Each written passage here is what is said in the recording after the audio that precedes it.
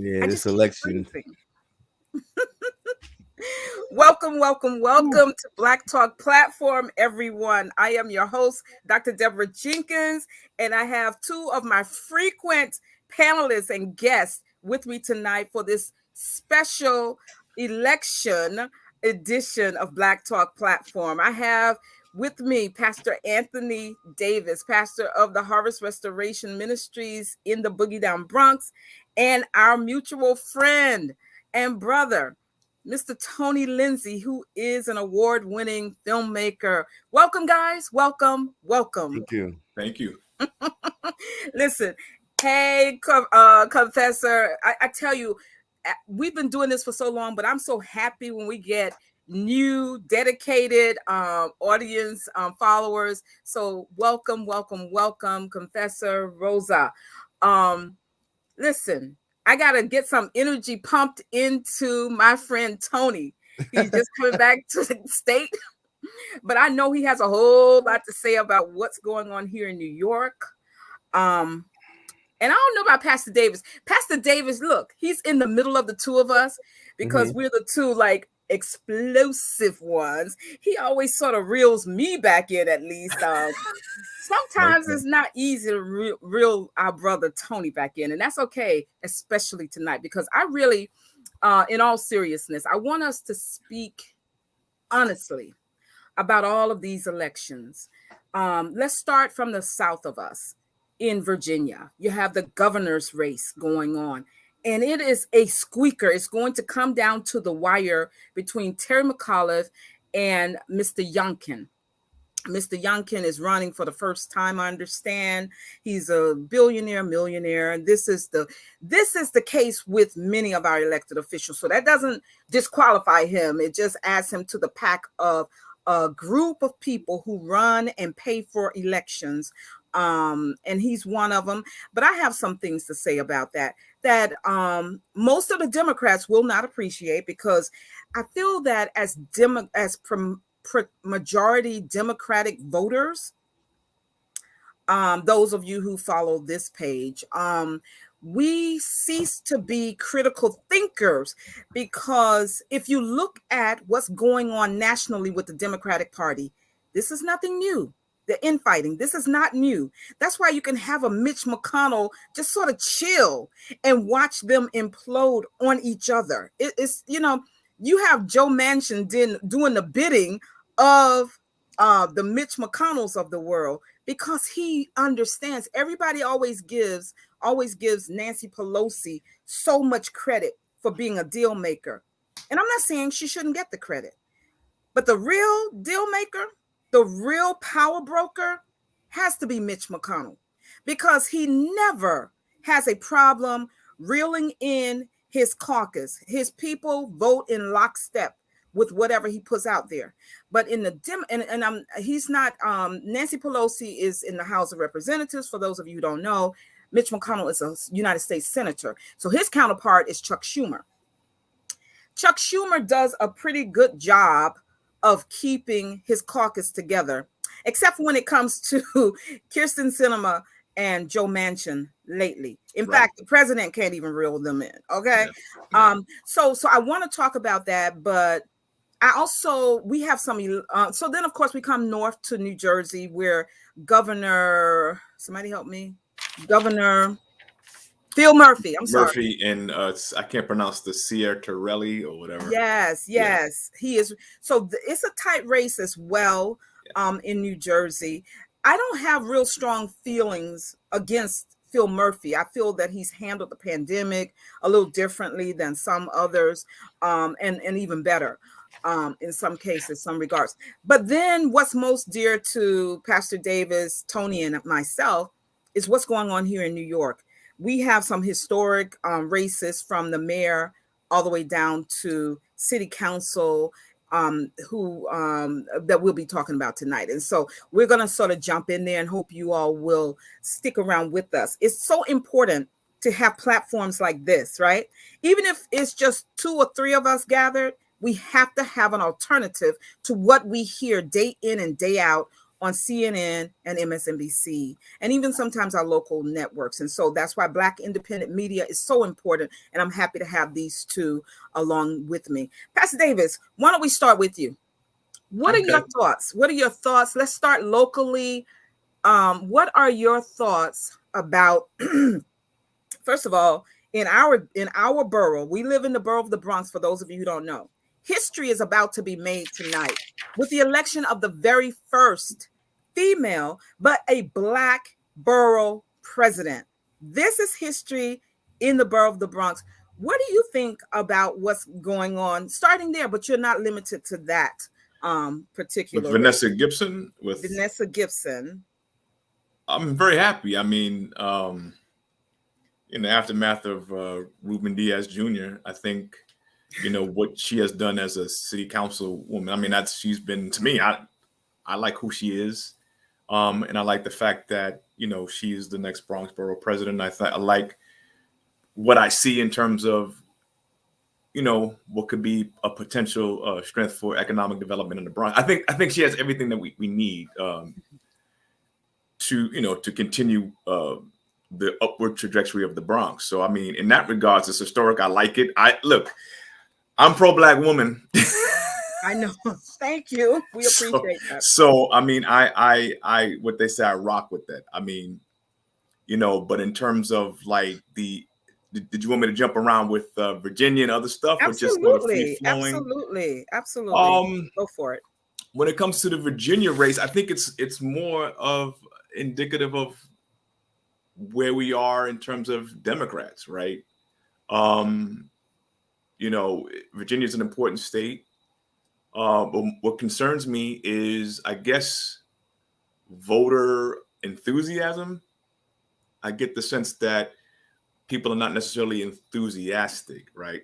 So I think when it comes to registered voters, McAuliffe is the person that they like. Mm-hmm. Likely voters, on the other hand, it's the other way around, right? Mm-hmm. So Youngkin is the person in terms of likely voters. Mm-hmm. So that says something about the Democratic Party, that there seems to be not a whole lot of enthusiasm. So there's concern about perhaps turnout, I guess. Mm-hmm. And then when you think about like the fact that a state like Virginia, typically whoever's in the White House, whatever the party's in the White House, typically loses the gubernatorial race, right? That typically is what happens. So it may not happen in this instance, but I guess the tightness of the race may be indicative of the feelings of Joe Biden. Mm-hmm. I'm not sure, it's hard for me to gauge. And I guess this is what this conversation will be about. Yeah. What are some of the feelings of Biden? Is this election does it say anything about his presidency and the fact that it's whatever his approval ratings are? And I understand some of the interest in Youngkin because of the fact that he's been able to distance himself from Trump, at least in some sense. Mm-hmm. Mm-hmm. Right. And the fact that he is a business person. And I guess people feel when it comes to the pandemic and where we are and the pace of the whatever recovery or where we are economically, they may feel he's the guy. I don't know. I don't think I have any particular way to feel about it, because I think even my enthusiasm when it comes to the Democratic Party begins to wane somewhat. Mm-hmm. And I guess, in this dialogue, we need to figure out what do we do? Is there alternatives? And even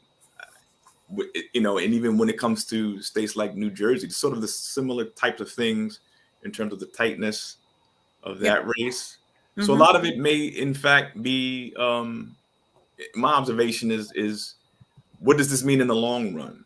What does this mean in the long run? I think when it comes to the local stuff, I went to vote this morning. The first thing in the morning at 7:00, and And I spoke to a mutual friend of ours, Pastor Jenkins, and yesterday about Eric Adams, and I have like I have a lot of Look at Tony's face. I have a lot of I don't know. I mean, I voted, and I voted for Adams, but not enthusiastically. Gotcha. Not enthusiastically. And, I think a conversation I had with a mutual friend who was pro Adams probably was the thing that, helped me close the deal in my mind as far as that's concerned. But I didn't have any, I wasn't, oh my God, I'm excited about this. Right. And I think what I'm trying to say in a long-winded way is that seems to be where I'm at. I'm just not excited about a lot of this. Yeah. And I think enthusiasm is a concern. So those are my opening remarks. Yeah. Okay. Thank you, Tony. We'd like to hear from you. Yeah. We want to hear you speak. We see what you're saying, though, in your face. My mother always said that I had a hard time of I wear my emotions on my sleeve. Like I can never hide my how I feel in my face. Okay. But I think there is a lot of fatigue overall in the Democratic Party. And I think you're going to see that in this election, whether it's in Virginia, New Jersey, New York, and you're going to see this in future elections. Yeah. And I think rightfully so. I think that we get caught up so much in the obstructionist behavior of people like Joe Manchin when we already know that. I mean, when Joe Biden won, when Trump was president, it was all about, we can't get anything done. These darn Republicans. But now that the Democrats have every branch of government, that darn uncooperative Democrat Manchin. I'm tired of it. Yeah. And I think people are just tired of the excuses that are always offered by the Democratic Party. Yeah, you can say, okay, well, basically the system works this way, so technically he can obstruct the policy by doing. Yeah, that's how it's set up. I mean, I'm one of those people. I'm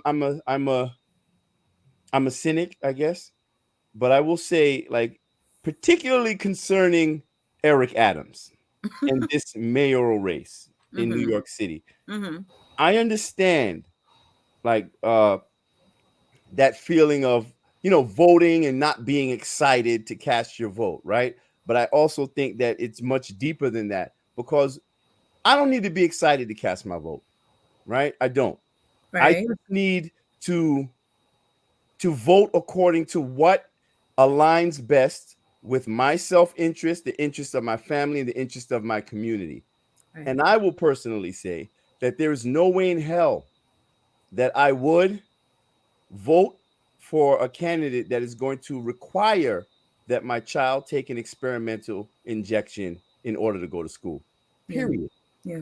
So, especially something that has no long-term side effect information. That's just the facts. That's the facts. Yeah. So, for me, watching how Mayor Bill de Blasio destroyed this city single-handedly, and I think people from all ideological backgrounds, I think people hate this man in a bipartisan manner in this city. I just think that he has somehow unified this whole city in their disdain for him. I agree. However, Eric Adams promises to pretty much double down on virtually everything that Bill de Blasio has done. Yeah. So to vote for Eric Adams, in my opinion, is just to vote for a third de Blasio administration. And as a New Yorker, a longtime New Yorker, that's not something that I'm prepared to do, because I do love this city, but I hate what this city has become. And I think that's largely because we have sat by and we just let these things happen. And I think there's a lot of complacency. But what was the alternative, though? I mean, I agree with you, right? Okay. What is the alternative? Yeah, Curtis Sliwa. And I know, and I will explain. And this is what I mean.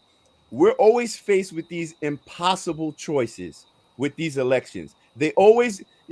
does anybody ever notice that it seems kind of coincidental that every time a Republican candidate runs, it's like some idiot, some clown, some buffoon in, in, in some of the most crucial races?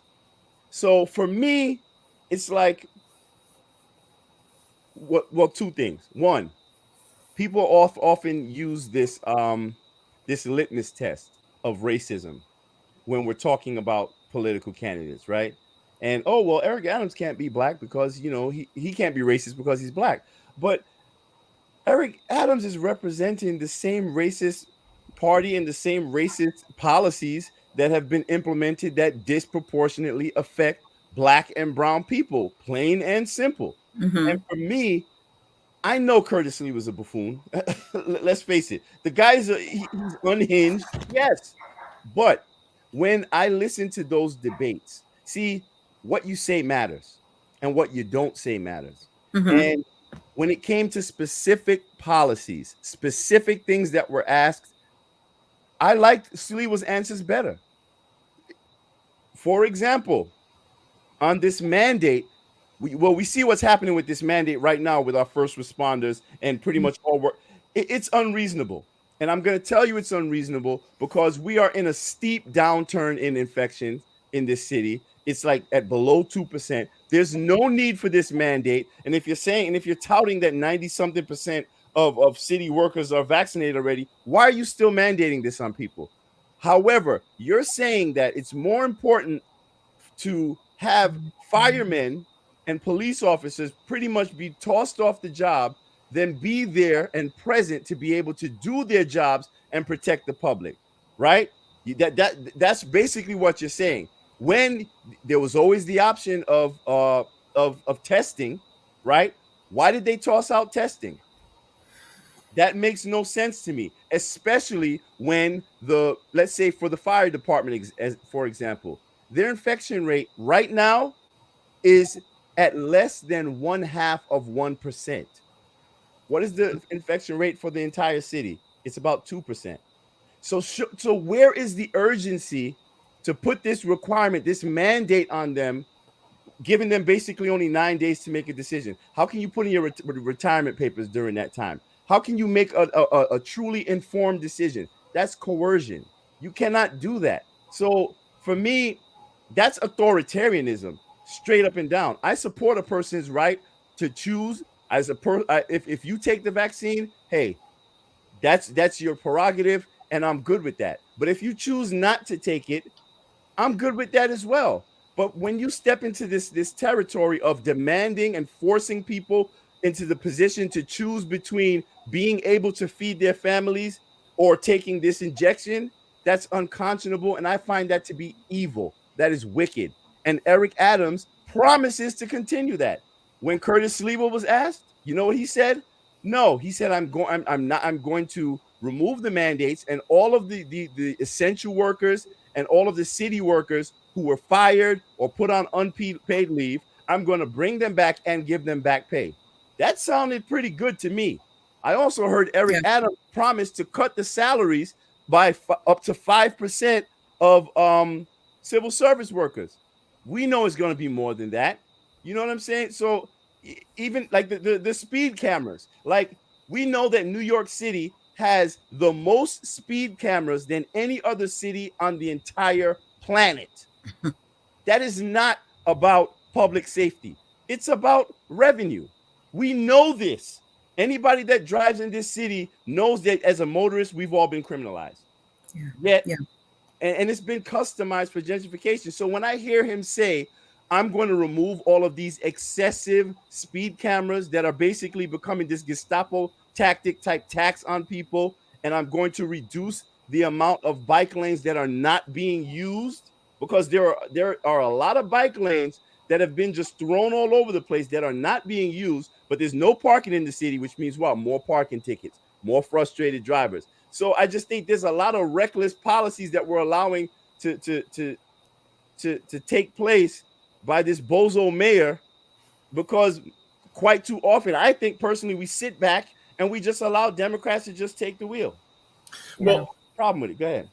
No, I mean, it's hard to argue your points, right? And I would probably agree with just about everything. I think the real broader issue, or the question is, where are the candidates from the Democratic Party, like the ones that are palatable, right? And even going back to what you said about Manchin and those that hold us hostage, and those, even Eric Adams and his, as you said, you put it, as he's perpetuating de Blasio's policies and things like that. I think we need to do a better job of holding people accountable, right? And I think we are put in a precarious position like this because I hear you what you're saying. I can't vote for Curtis Lewa. I just okay. Well, let me ask you this. Okay, you can't vote for no. Curtis And I don't want to. But why not? But here's my question: why not? No, I wouldn't. I'm not gonna. For me, I just can't Extracting do it. emotion, and this is no. There's too many. I'm seeing Curtis Lewa since the '70s, man. I cannot. Same. Everything. Same. Right. But there's a lot of people who feel the way I do. I don't think I'm alone in that, right? Yeah, I agree. There are a lot of people who feel that way, brother. But I will say, there's a lot of people. Curtis Lewa. What I'm saying is, Curtis Lewa cannot be. I agree with you on a lot of levels, right? I'm not saying I want Curtis Lewa to be I know. mayor. I know he's not saying. Right. But what I'm saying is that it's a sad state of affairs where Curtis Lewa becomes is our best option, right? It doesn't make sense. And I cannot. There's a part of me that just can't do that. I'm not even saying I'm right about that. I just can't do it. I don't. And the Democratic Party knows that, brother. That's what I'm saying. But that's my point. That's my point. Right. And that's my point. My point is that they and I'm agreeing with that point. Right. The Democratic Party. So what I'm saying is, the fact that we're here, and we've said this in prior shows, this is really a problem. It's a problem that we don't have good candidates, and that we're held hostage by this game. Yeah. So what's the solution? Eric Adams is allowed to play this game, right, and get away with it, right? Why? For political reasons. It is expedient for him to do what he's doing, right? And so what I'm saying is that the fact that Manchin can do she's right though. Sorry. No, you can't say it has nothing to do with emotion. Of course, people have the right to vote for who they want to vote for, but that would be willfully obtuse of us to say that we don't vote based in emotion, especially as Black people. We know that's not true. Well, that's not true. Black folks demanded that we vote based on policy, we were told to shut up and get in line. So don't tell me that has nothing to do with emotion. Black people definitely vote based on emotion, which is the problem. And the Democratic Party knows that. This entire political system knows that. That's why they always placate us. That's why they always offer us empty symbolism instead of policy, because they know that we are more prone to emotion and this desire for this symbolism. That's a fact. That's true. But I'm not sure if I would totally agree with that. I don't think it's totally emotionalism. I think again, I was unenthusiastic and almost willing not to vote. Right, I was almost there. Well, why? Right? Just to sit it out. And I think members of my family, people I know, I think did sit out because of the reasons that we're talking about. Right. Well, what reasons? I'm sorry. Like the stuff that we're talking about in this conversation, right? Like a they can't vote for Sliwa, but Eric Adams is not palatable for them, right? Same way I feel. Unenthusiastic, right? Unenthusiastic. Would you say frustrated? Right. Frustrated. All the things that we've been talking about, right? So wouldn't that qualify as emotion? Being that as opposed to looking specifically it's looking at it. It's not emotion. It's like there's nothing here from value point of view. It's values. Like I said, it's not just so when I voted, it certainly wasn't based on emotions. It was not based on emotions. I didn't go there with any kind of, I was very stoic. I was very unenthused. This was basically my will, active will, not an act of emotion or anything else, right? Right. But my point is, that's not really the point. The point is that why are we here? Why are we talking about Curtis Sliwa as a viable option? And it really speaks to we've got to really have hard, or we have to have some serious conversations, right, on platforms like this, but on a larger scale, where candidates are vetted and held accountable by real media. Because I just don't feel like that's happening. Like, it's not. So even like some of the events that happen for Eric Adams, people I know who support him, it's like they support him for political reasons. And what I mean by that, I'm talking about advancement. I'm talking about favors. I'm talking about things like that. Yeah. Whereas we're not holding him accountable for his policies. Mm-hmm. I see that happening a lot more, where it's like, wait a minute, I know you when you deal with this person, there may be some benefits here, whatever it is. Yeah, but, perks, whatever. I don't want to go that far. I don't want to be, Okay, maybe perks. All right, go ahead. Maybe, but what I'm saying is that we have to do a better job in terms of, you mentioned policy, and I just feel like we don't do that for whatever reason. I don't think it's emotion, but I don't know what it is. Okay, we have to start coming from that angle. Okay, let me just say, I'm leaving Harriet Tubman's comment up here because I do want to address, I think it was you, Pastor Davis, who she responded to in saying this. So I want to get to that, because I think we're all not saying what the reality is. The reality is we feel like we must vote for a candidate. Typically, that candidate is the Democratic candidate. What's wrong with saying, no, we won't vote? Because listen, at this point, Adams's lead over Sliwa is so great that right now it's about what happens tomorrow with his next leg of fundraising for his next election. It is not about whether or not he wins or loses. And we don't, as you were just about to get into about the policy, we don't even think about that. He and Vanessa Gibson, they're going to win these two positions, right? Unless every Democrat stayed at home for him, right? But they're going to win. They're going to win. They're going to win. At this point, it is not about whether or not they win or lose. It is about how good they look to fund to supporters, fund big supporters, not you and I who might throw $30, $40, $50 at them, but the big sponsors of their campaigns. And we need to understand that and realize that, because money plays such a pivotal role in these elections, we're at this time on election night, we're really arguing apples and oranges, and we really need to get out of these lines. Like she's saying, it's time to stop getting in line. What's wrong with not voting for him at all? Because the accountability piece comes in when we say, listen, I didn't vote for you. I didn't support you during the primary. I couldn't vote for you because there's some things I have some issues with. But guess what? Now that you're mayor, you still represent me too. And I expect you to work on my behalf. That's the accountability piece. That what happens, Pastor Davis, the other Democrats will form a line in front of Eric Adams to keep us, people like me, from saying you must be accountable to all of New York and not just to those who supported you. And that's for all of the candidates. That doesn't happen. And we need to stop allowing them to get our votes when they give us very little. So now you guys can continue on with your conversation. Well, you said it. I think you said it. What did you say? What did Tony say? Go ahead. No, go ahead, Tony. I want to hear what y'all are saying. Go ahead.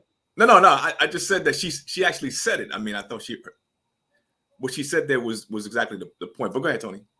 No, my point is, we keep throwing out this phrase about we always vote Democrat for whatever reason, or we end up doing this. We don't know why, but it's just we don't vote policy. Like, we don't place our primary focus on policy, right? And we typically default to Democrat. Would we agree with that, or we don't? Because both of you guys said those statements. I would agree with that. Yeah. Okay. Now, you said, Dr. Deborah, you said that we typically default to Democrat, right? Oh, yeah. Yes, we do. We just do. And when I say we, I mean Black people. Yes, yeah, okay, Yeah. right. And Pastor Davis, you pretty much said that, for some reason we don't typically place the primary focus on policy. Would you agree with that? Yeah, but we need to examine Okay. why. But yes, Okay, right. right. I think we So can't forget that. Right. so we're now faced with the why, correct? Yes. So do we agree that some of the primary reasons why Black people vote Democrat faithfully is, let's start with fear. Fear of what? Fear of the evil Republicans. Fear Okay. of not voting Democrat. No? Yes? What do you think? Fear I'm of the sure big that's bad part of it. It Republicans, could the be, yeah. racist Republicans, the Donald Trumps, the that pretty much that. No? What do you think? I think it could be a lot of different reasons, but fear is Well, I definitely one. want to Fear focus is on this definitely reason. one. Fear So is that one. is one. Mhm.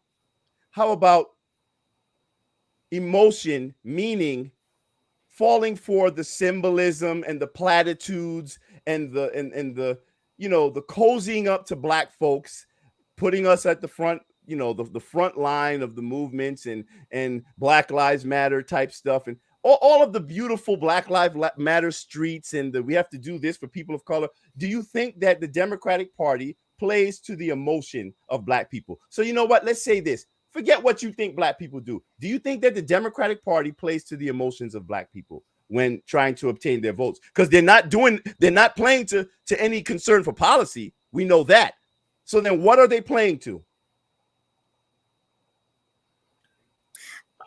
All right, my point. See, but this is my point.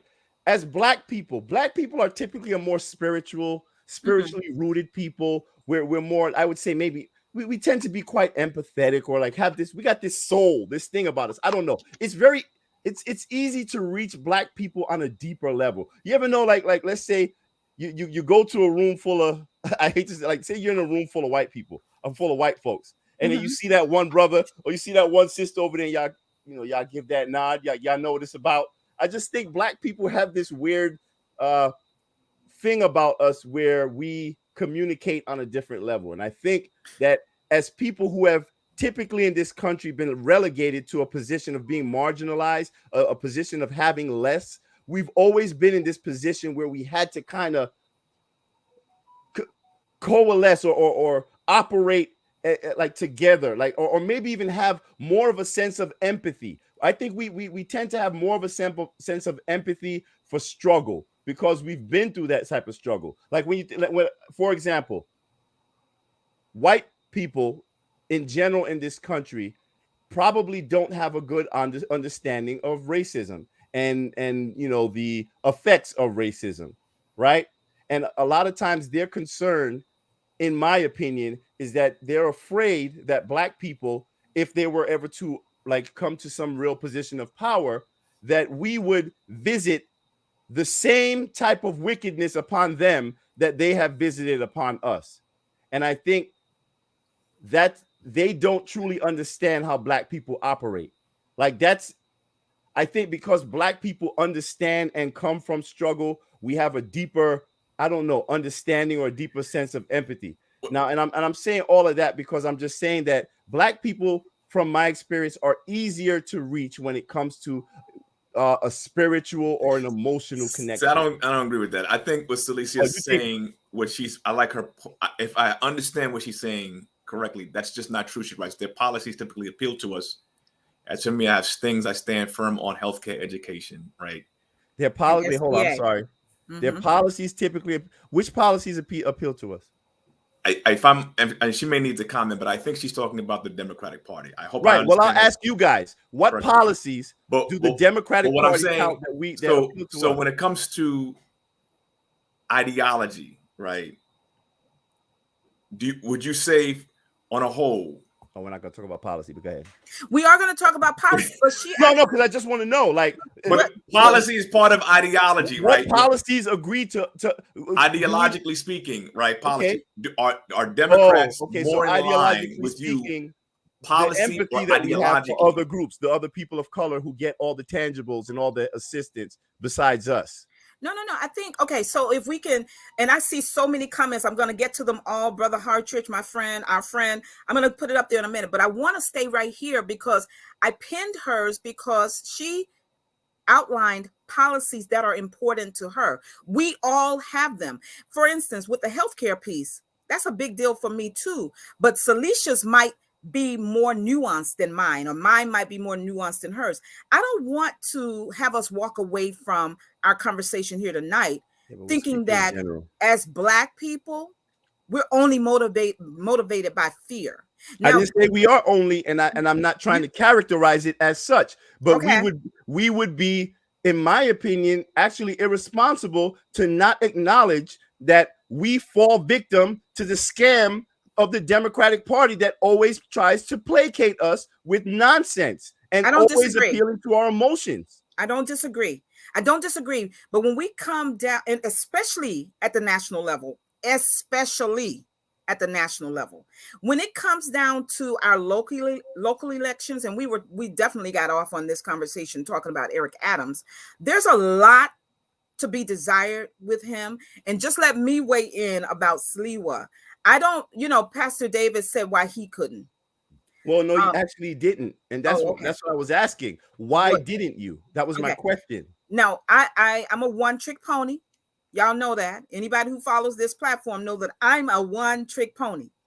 When I see an overt racist, that disqualifies them. That's me.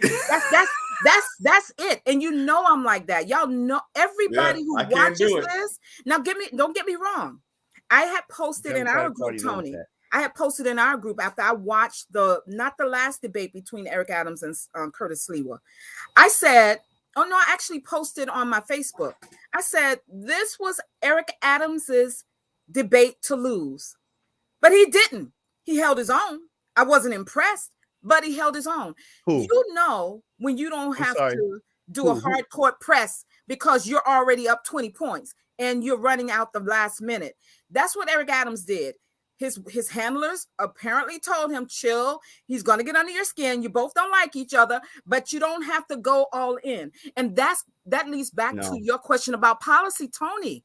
You really dislike him, but I'm trying to get this has nothing to do with disliking. Listen, I'm talking about how he's run Brooklyn. You're from Brooklyn, and you've seen some things that we have not seen. Like when Pastor Davis opened up and he was talking about the hope for Vanessa Gibson here in the Bronx. He did a parallel. He compared her, the hope that we have in her taking the Bronx forward, to what we've seen under Ruben Diaz Jr. Those are contrasting points. Why? Because we're up here and we can do that. You have a unique perspective from Brooklyn, having seen how he ran the city of Brooklyn. My perspective is not limited to Brooklyn. I'm not saying that it is, Tony. But I don't even think that we're all totally disagreeing, but we can definitely disagree. I think on the matter of policy, the typical person who follows Black Talk platform tops. And we are not just emotional people in that regard. Like she just posted her 3 main issues: healthcare, education, and SBA. She does coaching. She helps businesses, right? So and she's a small business owner herself. Those kind of things have to be important. So who's talking about it matters, right? When we're talking about giving our vote. Curtis Sliwa, he's a whole lot of things. I did hear him make some good policy suggestions. I do agree with him about the rolling back the vaccine mandates. None of that is enough to make me ever vote for Curtis Sliwa. Exactly. Okay. Now, I'm just going to say this. I'm going to just say this. But it didn't endear Eric Adams. I did not fall back on, well, he's a Black man. We haven't had a Black mayor since David Jenkins. Okay. Let's be clear. Eric Adams is no and will be no David Jenkins for anybody who may have voted in that way. He's not. He won't be. Mm-hmm. And he has a whole lot of issues with him, and we're going to see them. So those policy issues that you're talking about, they exist. And Curtis Sliwa only talked about the vaccine mandates to my satisfaction. But there's too many other things wrong with him. Go on. But you address, okay, because you addressed a couple of things, but I'm gonna make this kind of quick though. Like, number one, when we're see, we have to be careful. Like when you speak in general terms, like if we're speaking in general terms. So whenever I talk about Democrats appealing to the emotional base of Black people, and when I say that Black people tend to vote based on emotion and being manipulated and based on fear, just like the rest of the country, actually, especially when it comes to the fear mongering. But for us to offer up examples, well, this person doesn't, and I don't, and a few of us don't. I'm not speaking to the exceptions. I'm not speaking to those who have a more deep understanding of policy. That's not what I'm talking about. I'm still talking about the majority of people. How many people go out there to vote? All you got to do is listen to people talk about these issues, and you know that it's primarily guided by emotion and fear. How many people think critically when it comes to the Democratic Party? Because if they did think critically, then they would know that they're getting bamboozled, they're being lied to, they're not being promised or offered anything, and nothing is happening. And we have been steadily declining in wealth for the past 50 years. But no, we still are loyal to this party. Why? Is because we're so focused on policy? I don't think that's the primary reason. And when it comes to Eric Adams and his performance in the debate and whatever his handler said, first of all, if you're in a debate for a public office, especially one as important as the mayoral race, you don't get the luxury of just refusing to answer questions. Do you know how many important questions this dude just dismissed and blew off as, oh, well, I'm not even going to answer that? No, we want to know the answer to that. And I think, just to the point that you guys said earlier, when it comes to an overt racist, I just can't vote for him. The Democratic Party knows that. They know that very well. And that is why they will always continue to cozy up to Black folk and be that nice racist that's going to slip that knife in your back while the other one is over there yelling. So for me, I'd rather have somebody that tells me he hates me to my face and then work on what we have, our common interests, than have somebody who's going to pretend to be on my side and then stab me in my back. Do I want either? No. But when you're placed in an impossible position with an impossible choice, with someone who knows that you're an easy thing, you're an easy lay, so to speak, you're a sure thing, because they don't have to offer you anything for your vote because they're going to get it anyway. We pledge it to them unconditionally every election. I'm about to finish. So if that's the case, that they know they're going to get our vote, what incentive do they have to follow through on anything?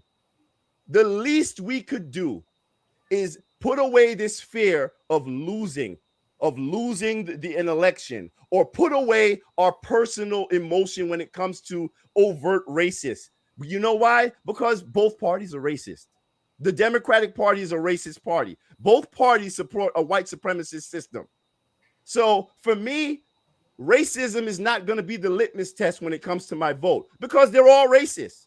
It's going to be policy. It's going to be the things that affect my young son. And when it comes to certain things, there are certain things that are non-starters for me. So where for some people, a non-starter will be, hey, this guy is overtly racist. For me, a non-starter is that dude is going to try to force my child to take an experimental injection that I don't trust. That's my non-starter. And the longer we continue to put this racism metric as the priority in our decision for voting, we're always going to be manipulated. But I think it sounds like there's acquiescing as much as you say the other side is. It's like, oh, well, we'll just vote for this other guy's sleeve. I just can't see myself. Wait, acquiescing? How so? Right. So I think before we get to, how we got here, we still haven't addressed the how we got here, right? And I still think when it comes to vetting candidates, I think the Democratic Party has to do a better job. Yeah. Because when it comes to Republicans, Why you keep putting Salisha's comments up there like you trying to trigger me? I'm sorry. Yeah, listen, because then you're gonna make me want to respond. It's okay. You can respond after Pastor Davis. When it comes to Republicans, there's lockstep with certain things. Mm-hmm. Ideologically speaking, Democrats, for whatever reason, we are not lockstep. We have in our party, there are variations. There are conservative Democrats. There are people like Manchin. There are people who sabotage the party for whatever reason. We have I don't care if we have the majority, right? We always find ourselves in this position. And I'm saying before we get to this point where we have to choose and consider a guy like Curtis Lever, I think we need to revisit how we got here and revisit the party and maybe do what Pastor Deb says, maybe sit out. But brother, haven't we been, reassessing and looking at the party? But we have not sat out. But we have not sat out. But how many times have we said let's sit out? And then maybe we need to. And the people who said let's sit out were demonized. You know what though? It has been really rough taking an anti-mandate position publicly, but I've seen so many people for them their true colors, because I just think, just like Salisha just said, telling somebody how to vote doesn't work. I don't feel that. I didn't, but go ahead. I didn't tell anybody how to vote. No, I just offered my opinion on it. But go ahead. I didn't tell anybody anything. Okay, we got to learn how to receive people's opinions without saying that we're telling them what to do. But go ahead. You know what though? But let me say this just to draw a parallel. I also don't think it's right to mandate people take these vaccines. These vaccines were developed under the administration of Donald J. Trump, the person who most Democrats, most blacks' heads blow up about. It was developed under him. And when we talk about policy, we tend to forget that it's not just the president. He's the spokesperson, or the vice president. He or she is the spokesperson. But the people who are really running things are the bureaucrats who run the CDC, the FDA, all of these agencies. They've been there. They were there under Trump. They were doing their job, and they got it done and started. The vaccines rolled out December 20th, 2020. All of a sudden, get the vaccine. What are you waiting for? Blah, blah, blah. All of a sudden, he was criticized left and right, even by the sitting president and the sitting vice president. But all of a sudden, it is just okay.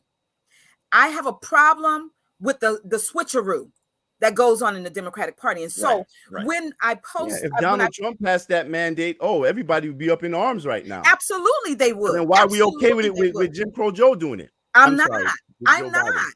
I'm not pointing to you. I'm just saying many of us are not okay with it. I agree.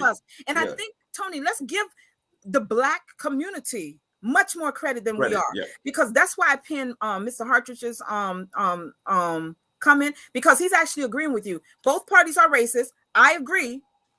And that's the basis of American politics, always has been. But here's the thing, Mr. Hartridge. It doesn't always have to be. We have to be bold enough to sit out. What aren't they talking about that's going on all across this country? There are so many workers who are striking.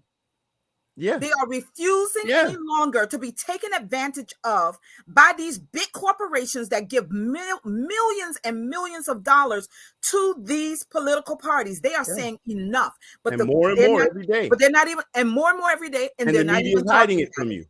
Those are issues. And those are issues that are not being addressed. Those are policy issues. And so when I hear when I hear a Curtis Lee will say, I'm going to roll back these policies, that's all well and fine. We need somebody to say it, because it's definitely not going to happen under Eric Adams.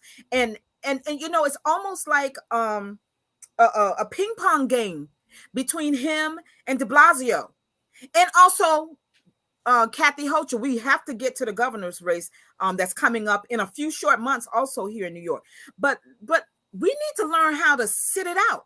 If we had done that last August, we would have had a choice in who would be the vice presidential candidate. Well, we had no choice. but it's not even always. I mean, yeah, people have to have the courage and the conviction to sit it out if necessary. If But necessary. we have to remember though that all it takes is just leveraging what we already have. And when we attempted, there were people who attempted to leverage their votes, and we can't ignore the fact that those people were castigated publicly, humiliated, and basically told to shut up and get in line. So I understand that, I know, because earlier you said, we got to give black people more credit. Yeah, Yeah. but I'm a realist as well, because when the black community always votes upward of 90% for the Democratic Party, what's this credit I'm supposed to be giving out? We're running out of time. That's the facts. We're out of time. I agree. And we don't have time for all of this soft-handed, well, we're not that way, or you're not. No, we have a collective problem that we need to address. And anybody watching this, y'all know some black people out there who's just going to hand over their votes to the Democratic Party, and most of them don't even know why. Because their mama did it, their auntie did it, their grandma did it, and that's just what it is. It's become this tradition of black folks just being Democrat, and that is we're getting hoodwinked. And I'm just saying, and it doesn't mean I'm saying run to the Republican Party either, because I don't trust either party. We know what both parties are. Yeah. However, if you are positioned in a manner that you can't get out, right? There's only left and there's only right, even though I don't think those are the only options we have. But if people can only see left and right at the moment, why continuing to go left when you're getting the exact same result every single time? Insanity is doing the same thing over and over again, expecting a different result. So we got to stop being afraid to take an L. Listen, I mean, but the L, Tony, is going to come when we actually have the courage to sit it out. That's the only way the L is going to come. Nobody. I don't agree with that, because if we sat it out this election, you know what's going to happen? Eric Adams still wins. Democrats still win. Yeah. And this is the point that I'm trying to make. It's about leverage. The black vote, I'm sorry to tell y'all, it ain't as big as we think it is. We understand that there are certain situations where it becomes more leverage. Maybe not in New York, right? I'm speaking overall. I'm speaking overall, because when it comes to we're a very small part of this population. But what I'm saying to you is the impact that we have had as far as voting is concerned is more so based upon a lack of voter turnout by other groups in the dominant society. And people don't really seem to factor that in. Look at the numbers. Look at the numbers from 1960 all the way to today to see the voter turnout and how it's been decreasing drastically. Right. People are frustrated. People they're indifferent now, because it's like it's normalized. The only time you saw that real surge, that bump in voters, Barack Obama, when he got elected. Celisa's writes something that we need a third party, and we need a fourth, fifth, and sixth party. Well, like in other places. Right now it's two. It may be a third. Well, we do have a third party. Technically, we have like four or something like that. What I believe, and you can clarify, Celicia, but I think she means a viable one that could really challenge these two. And I think that we're going to have problems getting our community to want to do that. Why? Because we like to win. We like to say we're in the proximity of a winner. We just. Yeah, I think that's that's not just us though. I think that's everybody, and which is why people always say, "Oh, it's going to be too much work and a waste of time to go vote third party," because they put that all in our head since what's this guy's name? Who was the guy that was it? Ron? No, it was Ralph Nader. Ralph Nader. Yeah. When a real third party with money, and I agree. Yeah. It's got to have money, because these elections since President Obama's have been increasingly obscene in the amount of money that is raised. But I think before that, let me go back to another comment she had made but I wanted to get that third party piece in there.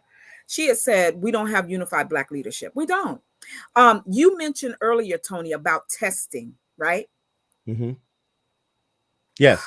I don't want to share too much personal, like specific examples for myself, but we were working. Our church was working, Pastor Davis, I think I have mentioned to you, doing testing, right? As soon as President Biden said he wanted to have however many vaccines in people's arms, guess what they did? The funders did. And this is a huge funder, national funder. Right. They shifted to trying to get the grantees to stop testing people and start pushing the vaccine. Mm-hmm. We were the lone holdout because I felt that it was more more important that people know their status as the nation was reopening. When you go around other people, you want to know what your status is. I thought that was more important than trying to get shots in people's arms. And I remember one church service, one person was for getting the vaccine, another was like, no. They actually sort of got into a debate about this. Was early on.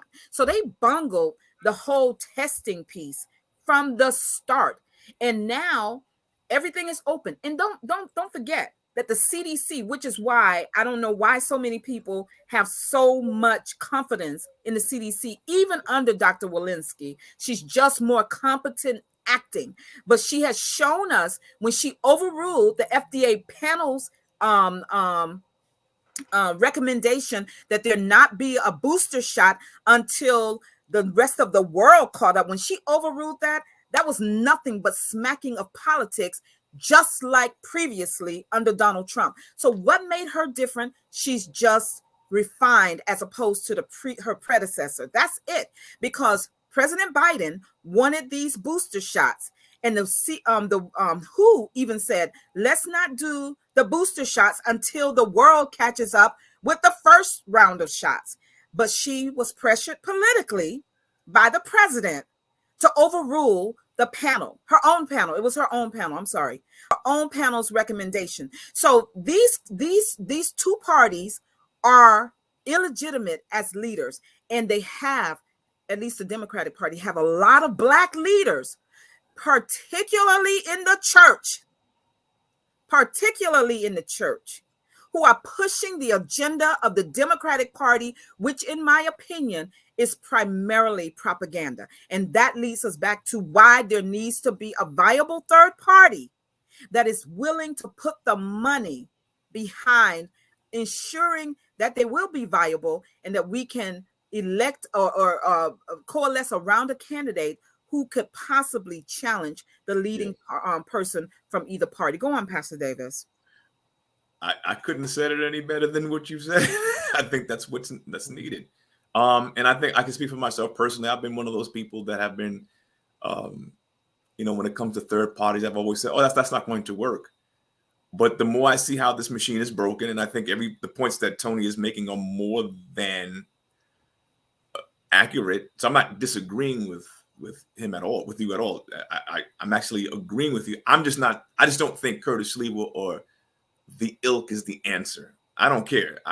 I can't do either. Like you said, both are bad. Then I think we all agree both parties are bad. Ron Harper said both parties are racist. So let's start from there, right? And I think, but if you did vote for Adams, then that means you still chose one of the over the other. It wouldn't matter if I did or didn't. You said that earlier, right? And I was prepared to not. So what I'm saying is that I didn't have any enthusiasm or desire to do that or what have you. And I'm saying that in this conversation, before and during, I'm of the mind that, hey, this third party idea or sitting out, things that I wouldn't think about before, or something that I would heavily consider now, because I'm dissatisfied. But what I said in the opening is the dissatisfaction and the lack of enthusiasm. I'm not talking about emotion, enthusiasm that is generated by information. People don't like what they hear, and so people are not enthusiastic, and that's why we're seeing people who are likely to vote aren't going to do certain things, right? So I think sitting out might be an option.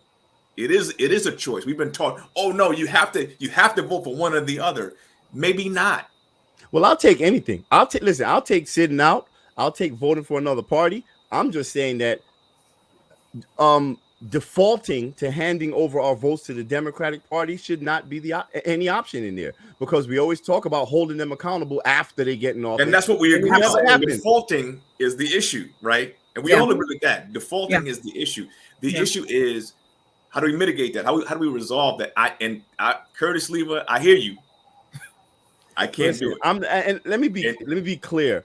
I'm not a Curtis Lever fan. I know you're not. You know what I'm saying? I know you're not. Right. But when it comes to impossible decisions for that particular issue, for the vaccination issue, you agree with that's them. There's a deal too many things about Curtis Lever I disagree with. Right. And in my case, the health, the potential health and the future of my child, that's my priority, because I'm directly in line for him being forced to take that thing, and I don't trust it. And I've spoken to probably some of the most informed people on this issue. And what's interesting enough to me is, like, you see how they're pushing these mandates in California and here in New York City, the two most liberal states in the United States. What's crazy is, in the rest of the world, they've already done tossed these mandates in so many other countries, because they know it don't work. Yeah. And then this other lie, this thing, like, what does it? Stop the spread.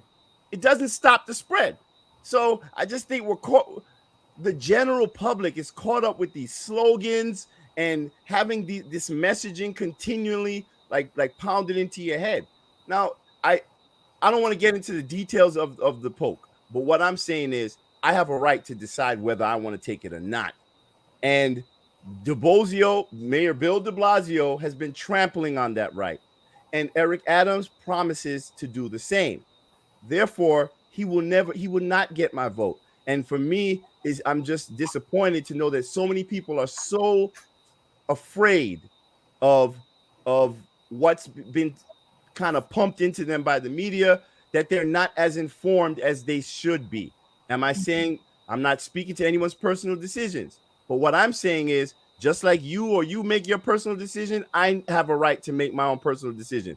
Because when we get to the point that we're allowing the government to make medical decisions on our behalf for what we do with our bodies and the bodies of our children, oh man, a dangerous precedent is being set.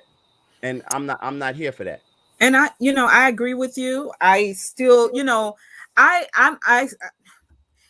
it's for me, I'm at the point where there are individual candidates who I support until they mess the heck up. And I'm not ashamed to call their names. Don't do it. I'm going to do it until they mess up. Till they mess up. And it's sad, because this is how many there aren't by the ones who I do. I support our local council member who is brand new. There's no reason not to support him. He hasn't been there long enough to do anything, quote unquote, that we largely disagree with, and he's trying to do his best. So you support someone who's doing his best, right? So that's our local councilman. I support our local state senator, who is the most powerful elected official in the Bronx, but not because he's the most powerful, because he is a good-hearted person. Mm-hmm. He cares about his constituents, and he shows it time and time again. I don't know him in his personal life, because that's not why I vote for him, unless his personal life spills over into his public work, right? So I've given you two. I need to move to the Bronx. You do, I see him every day. Our kids go to the same school, and he's a phenomenal guy. He truly is, and he's been on this platform. But I really believe that after all this time, what you see is what you get with him. Right. And so I'm willing to support him if anybody steps to him, because that's what he's shown. He's worth his weight in votes. He really is. Now, in the next person who also is new, who is trying to prove himself and did something that, after years of being the rope congressman that I called him, he was always on the ropes because he needed to shake the hand of the president, Elliot Engel. And that's what I always called him, because it wasn't about any services that he provided to our community. In fact, any services that were given, they were given in the Riverdale section of the Bronx. And everybody know that Riverdale is the most expensive zip code in all of New York City, all the 5 boroughs. But that's that's our congressman right now. And he too has been on this platform. I support these 3. Those are the 3 I unequivocally support until something changes. And that's the point I thought you were trying to make, Pastor Davis. I could say this right now, but at any point when they become those who are not like what I just said, they also need to be held accountable. Those 3 people who I just mentioned, they also need to be held accountable. And I think what happens is we feel like, oh, well, no, we can't hold them accountable because their opponent might win. No, they are supposed to be accountable to us. But guess what? The state senator who I was just speaking about, he always says, but you're supposed to hold us accountable. And the congressman that I just mentioned too, he says, I work for you. What can I do for you? That's right. When they stop saying that, you need to understand that it's money that's talking. Yeah, but the problem is that there's so much there's so much monetary incentive in politics. Sure. And it's a corrupting factor. And it's like, as long as there's always going to be money in politics, like I just this system, man, it's really set up in a way, man, to keep us like exactly where we are. You know what I'm saying? It doesn't protect the interests of the people. It protects the interests of corporations. Otherwise, you know, this whole political system wouldn't be flooded with so much money, you know? So I don't know. I had mentioned Charles Blow's book to you, and I know there's some tension there. In his book, he proposes that we as Black people begin a remigration to the South. He has a wonderful map. Huh? It's actually starting already. And I think that's great. I think that's great. And all day, every day, I have these conversations on Twitter about that. And it was interesting because a Twitter friend had posted, would you be willing to move to the states that he put up there? This is a part of that map that Charles Blow proposes in his book. And I think it's an excellent book. I think it's an excellent suggestion because what happens in states like New York, while we're voting, we're here debating about Adams versus Sliwa. It really don't matter because Adams is going to win. He's going to win. And today he got some extra votes and I thought it was legitimate. And so I'm not minimizing him crying in public. He lost his mother last year, you know, and so I lost my mother this year. So much of what I say publicly is emotionally fueled, right? But none of these decisions that I'm making political have to do with that. They don't. They just don't. So for him, maybe. For me, it doesn't. So the emotions come in and out of our decision making, I believe. But I think what the premise is, if we remigrate to these states where there was the heaviest population of our ancestors during the enslavement, we are able to build a political force that no longer has to rely on the Democratic Party. And I think we have to have a whole lot of courage in order to do that. I call it political evangelism, moving from one place to the next, you know, and that hasn't been really explored. And I think that goes back to your question about what are we going to do, Pastor Davis? We can't keep doing this same thing, because a sister over there challenged me as I was posting on Twitter about this conversation. She's like, I'm tired of talking. We got to do. Well, the problem is this, and I said this to her, we can't get enough of us to agree that we need to stop just giving the Democrats our votes. We can't do that. We can't do that because it devolves into, but you know, we do get this. Well, let me tell you what Bill de Blasio did last week. He did a ribbon cutting, I think, at one of the NYCHA housing complex down in Harlem. I don't know if anybody saw that. It's like a $50 million project to beautify and upgrade the public space. Now, since Giuliani, this city has been under court order to do something about the homelessness problem. Why couldn't anyone, including de Blasio, have been more innovative to say, let's give this $50 million after he's given over so much city property to developers in this city. Why not have some of those developers who have kept his coffers filled, right, over all these years that he's been in office? And incidentally, I didn't vote for him the second time, but it didn't stop 85% of Blacks in this city for voting for him, because I saw during the first term his racist horns come out. And so he's just gotten progressively worse because he's the Democrat and had the nerve to file papers to run for governor. Is he crazy? Is he crazy? Because well, obviously not that crazy if 85% of people of us went and voted for him, even though he already ran the city into the ground. And that's what I mean. We gotta face the fact that we have a real serious problem here. We have a problem here. We have an over dependency upon the Democratic Party, and we have to address this quick because we're out of time. Yeah. And just a quick thing about de Blasio, when you say why would he take this money and allocate it here as opposed to putting it towards like real assistance for the homelessness crisis here in the city, all of the mentally ill who have been dumped out onto the street with no resources. Why? Because he doesn't have to. He doesn't have to. He magically already made like over $1 billion disappear with the Thrive NYC program that nobody's talking about. Nobody's talking about. He's been investigated multiple times for bribery, accepting bribes. So for me, it's like, what is the straw that's going to break the camel's back? Well, here, and I lost the train of thought because I went off on him talking about running for the governor, which he's not going to even win the nomination. I don't even think he's going to get anywhere near it. But he could have taken that $50 million, had affordable housing built, move some of the tenants out of the NYCHA, and bring some of the homeless people out of the shelters into those vacated apartments. Why?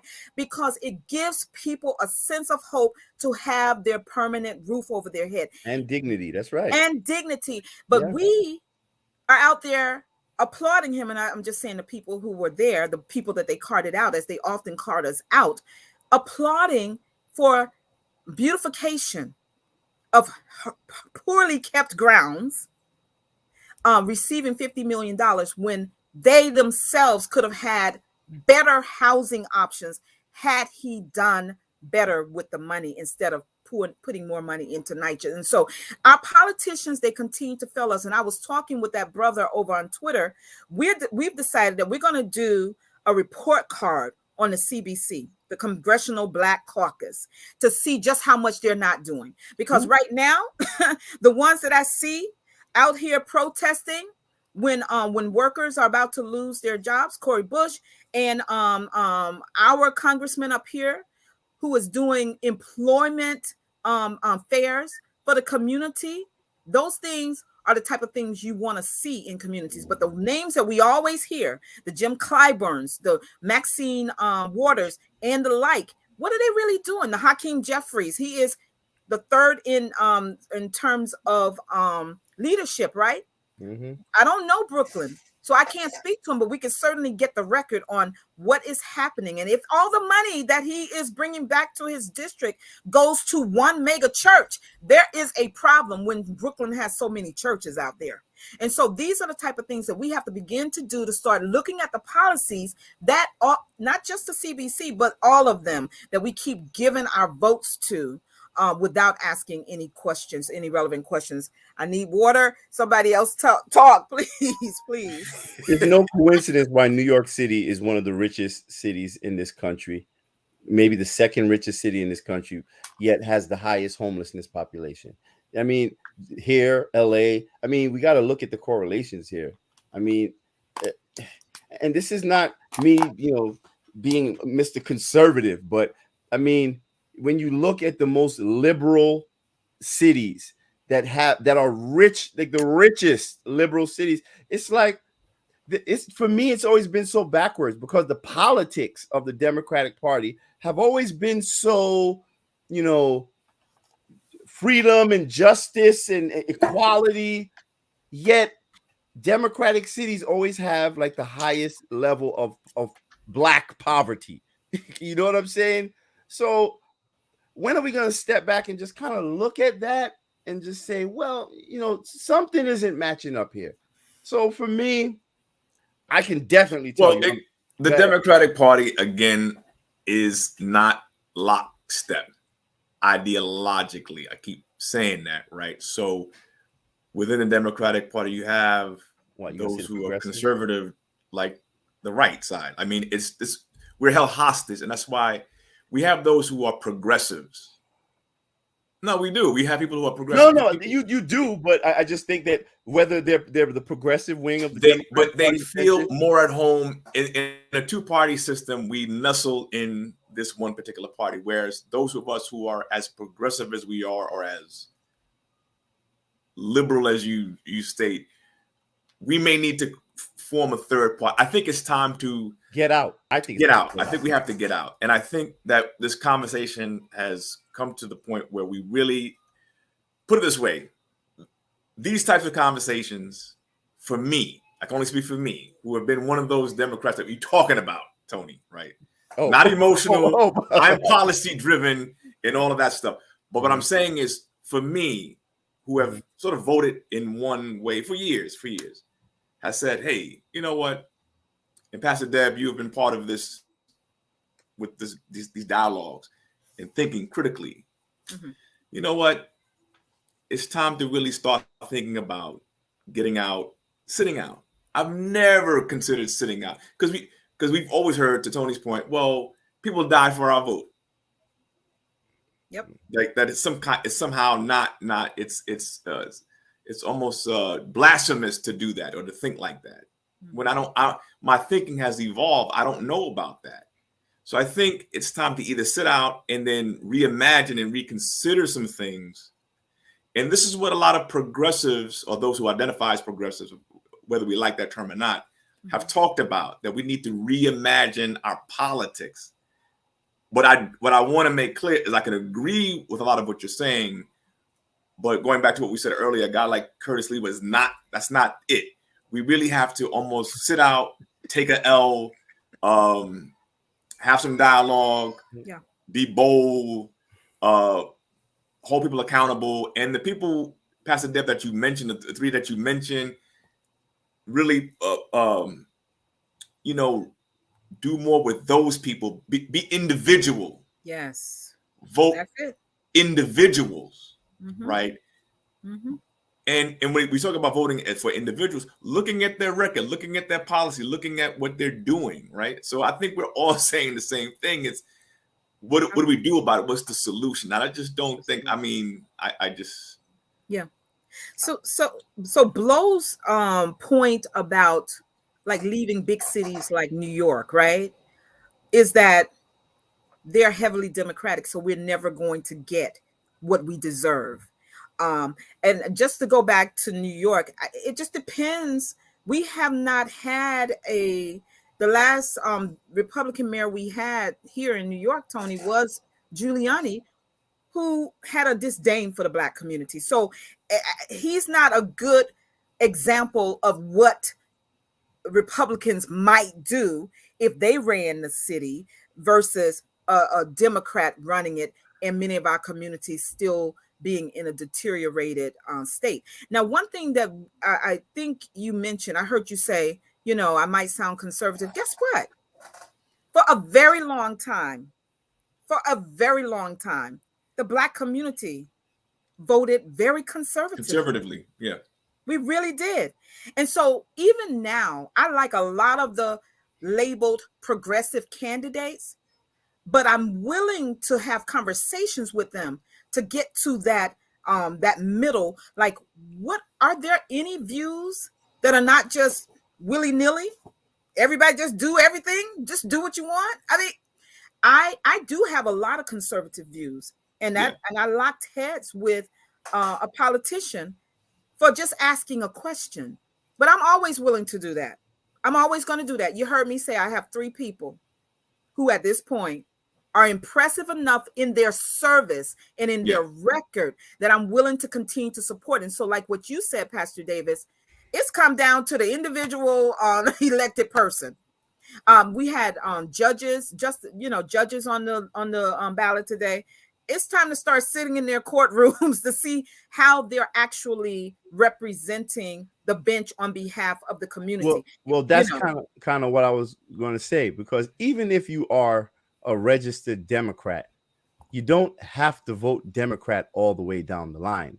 right, And that's, you have to vote for the policy, the individual. What are they talking about? What are they offering? What do they stand for? And so being a registered Democrat doesn't mean that when you get to the election, that you have to vote party line. right, Voting party line is the problem. You don't vote absolutely, for party, you vote for policy. And absolutely. we've been conditioned to vote for party, because we've been told that the other guy is just so bad. The other party is just so bad. We're choosing between parties without realizing that both parties are anti-black. That's just what it is. And I know, and you were talking about the like, I guess the different factions, so to speak, in the Democratic Party. The Democratic Party is a center right organization. They're center right. That's what they are. Now you have some progressives in there, but even see what I think we missed, because I followed all of this heavily. But even with the progressives tend to push very, what's the word? Very broad solutions that often leave out consideration for black people. Mm-hmm. And their sweeping policies, they tend to be very harmful towards us specifically.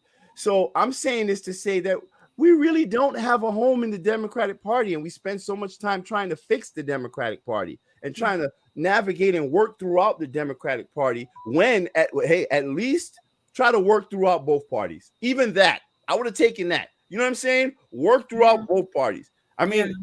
what's that guy's name? Kasich. Yeah. I didn't think he was so bad. You know what I'm saying? So it's you're not gonna like everything about a candidate. We know that. So we're always faced with a lesser evil thing. You're never gonna meet anybody that you 100% agree with. Right. So we have to prioritize the things that matter most to us when voting. But as a person who has been voting since 18 years old, my experience, especially when it comes to my people and voting, most of the time from my encounters, they don't know most of who the candidates are or what they represent, the policies. And even this last election, I had so many people ask me, well, who do I vote for? I don't know these people. Yeah. We have a We have a lot of that. responsibility. We do have a lot of that. We have a lot of that. Let me give you all an update just in case anyone is not following. Virginia has 47% reporting, and Youngkin is leading by 55% at 47%.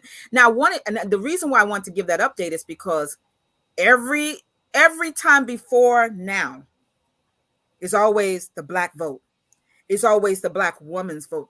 I have not heard that one moment in Virginia. And we know how many federal employees are in the state of Virginia. We know down in the Hampton Roads area, the Fairfax. And then, of course, yesterday, Youngkin had a rally, last ditch rally in Loudoun County, which Joe Biden won by 25 points, I believe, over Donald Trump. 1,000 people turned up. He did not expect that. They did not have proper accommodations for them. But that is a heavily Democratic county. Don't tell me that there weren't a bunch of Democrats crossing over because of exactly what we're saying. He has a lot of rhetoric, but he has run a smart campaign. He may be very Trumpian, but he has all but said, don't come here. And Trump hasn't gone there. So it hasn't harmed him. And the policies that matter to those people down there who are going to vote for him is this misnomer of critical race theory being taught in their schools. And they say it is the angry voter who turns up. And back to your initial point, Pastor Davis, the enthusiasm is not there. But I think for a lot of reasons, Terry McAuliffe is a really, really flawed candidate. He is really bad, really, really bad, to the point where when another Democrat was going to run against him, or she was running against him and used him as an example, she was chastised by other Democrats, the gatekeepers, I call them, for even saying anything negative about him and not just keeping her comments about the Republicans. It was a primary. Why would she be talking about the Republicans doing a Democratic primary? But that's the problem that they had. They brought out all the heavy hitters for Virginia. You know that when a President Obama goes to in a sitting president, even though he's polling very low, for the sitting president to not go, and then for the former president, who is still very popular, to go, they knew that the handwriting was on the wall, that this man could possibly eke out a win in Virginia. I don't live in Virginia. I don't know how much worse he's going to be for Virginia than Terry McAuliffe, because McAuliffe is not good. He's not good. And I'm believing, because you're not hearing any buzz about Black people rallying around him, the Blacks in the state of Virginia, they also know. All right. That's what happened. When they talked about likely voters, they weren't going to vote for him. And that's the point I'm making. Like I said earlier about this enthusiasm. So I think the points that we're making, I think Black folks are waking up. Right. And one of the strategies perhaps is sitting out. And I think that's something that is going to gain momentum. I really do. Because just talking to people, there's an apathy and there's a concern, and the fact that we're having this conversation that we're having is not the first time we've had it on this platform. It's something that we've thrown around. And I think it's coming to that point where the collective consciousness of Black folks is like, hey, this ain't working. It's not working. I think, Tony, you're muted. No, I was saying I agree. I totally agree with that. I mean, I went to the All Black National Convention this weekend. And it was very enlightening. A lot of, brilliant people there. And, not even just there, but like after that last debate here in New York, the mayoral debate, I got so many, it was funny. I got so many calls and texts from Black people who were like staunch Eric Adams supporters. Wow. And when I say the dismay, the disappointment, I mean, people who were like campaigning for him just call me like, oh my God, I can't vote for this guy. So really? Yeah. So I think Black people, they're really fed up. But the one thing that concerns me is most of those who have been, typically Democratic voters, they don't really speak out too much. And I get it in this day of social media and everybody's so quick to judge. No one wants to really speak up and use their voice. And that's the scary part for me. But so I just hope, even if we're not courageous enough to speak out, at least we send the right message when we get in that voting booth. Because as it is now, no group votes upward of 90% for one party every single election. Yeah. So we have to acknowledge that we have a serious problem here. And I just hope that we actually do something this time to do something about it, because I feel like right now, ever since Joe Biden was elected, we're living in one of the biggest I told you so's in history. And rather than dwell on that, I just hope that more of us see the scant, like we see what's happening here and we decide to do something, because I'm telling you, we're being made fools of, and it hurts me personally. It really hurts. It is hurtful, because just like there were so many of our people saying, let's just get him in and get him out, and we'll handle the discrepancies later. I love the way that's happening, the way that's going, because the discrepancies still exist. Many promises made. I remember when Pastor Davis, when I was running for the board up here, I remember a person saying, oh, just promise a lot of stuff and you'll get the votes. And I was my righteous indignation. I was like, oh no, I'm only going to say what I'm going to say. I'm only going to do what I'm going to do. And that's what I did. And that's exactly what I did, and I got the most votes that particular year. People have to have enough courage not to toe the regular line, to not follow the status quo, to say, look here, we are 9 months in. We're 11 months in. This is November. We're 11 months in. Where are the receipts? Where are the receipts? And we're not getting them. But I believe that there are going to be so many Black people. And I'm only, my primary concern is for us. And so I probably don't need to keep saying the Black people. But there are going to be so many Black people who I see all day on Facebook, which is why I'm spending more time on Twitter, because I'm actually finding the right people over on Twitter.